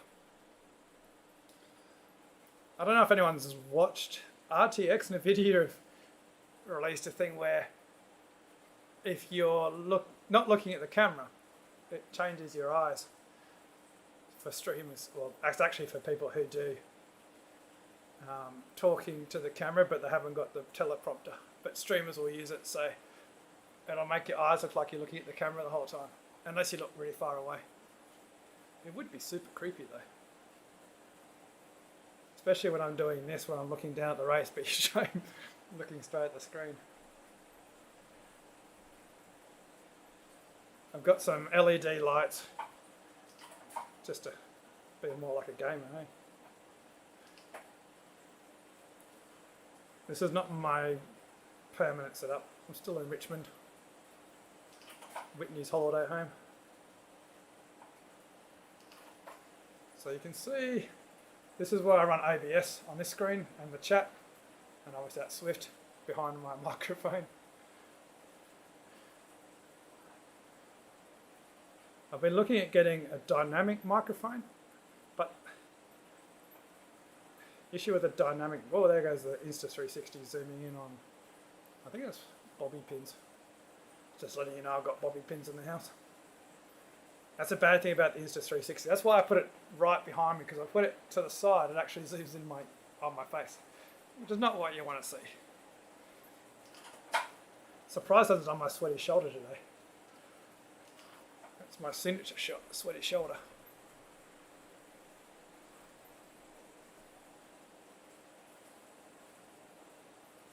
I've done the obligatory 2 kilometres, so if I stop now, my ride will work. But yeah, I've been using DaVinci Resolve to, where's my mouse gone? To make, oh, there goes the bobby pins again. Really likes those bobby pins. I need to make a bobby pin logo. Problem with Zwift, there's no real reason to change camera. I've got to invent a reason why I changed my camera so I can make my transition. It took me, I don't know how many hours to make those transitions, because it's, you've got these transitions, which take no time at all because they're already in ABS. But to get it so you can see both the screens at the same time requires a lot. Well, it's actually quite easy if you know what you're doing. But if you don't know what you're doing and you're following a YouTube video, which also doesn't tell the exact instructions, so you've got to read the comments below until you eventually figure out why it isn't working. It does take a long time.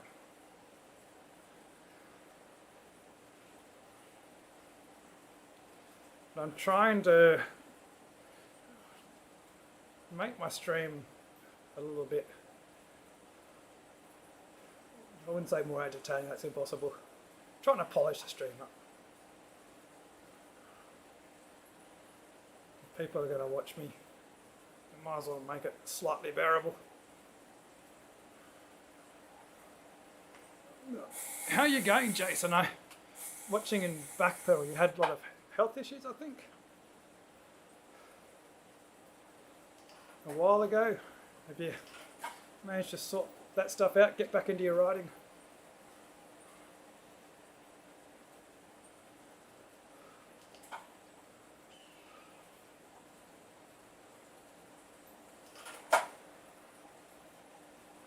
Oh. Can't believe I've been on the bike for 2 hours and 30 minutes. You missed James, he went to Sakalobra and did his Ineos riding camp. That's probably why that I've been sitting here for 2 hours and 28 minutes, chatting to him for an hour after the race.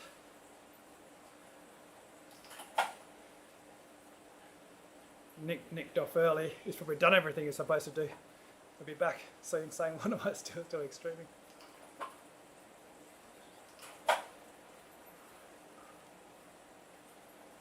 Alright, what am I going to go to? I'll go to 5 kilometres and I'll be done. I'll get to the Oasis. Use my power up.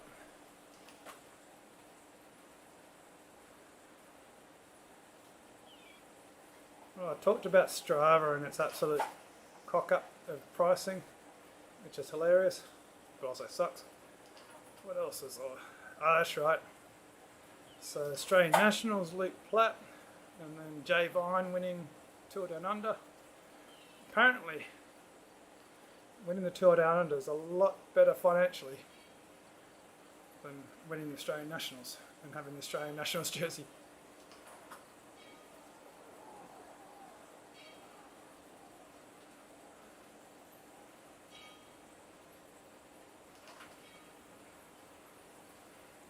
Did anyone actually watch the Tour Down Under besides Australia?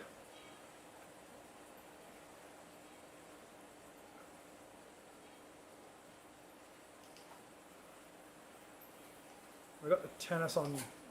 I didn't see the women's match. The men's finals tomorrow. I'll probably watch that.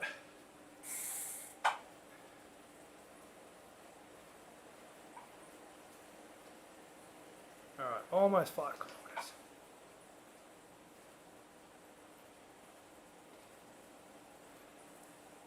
My energy's almost at the magical back pedal 69. Every time 69 comes up in back pedal, someone always notices. Stop at 69. Which one comes up first? 5 kilometres or 69?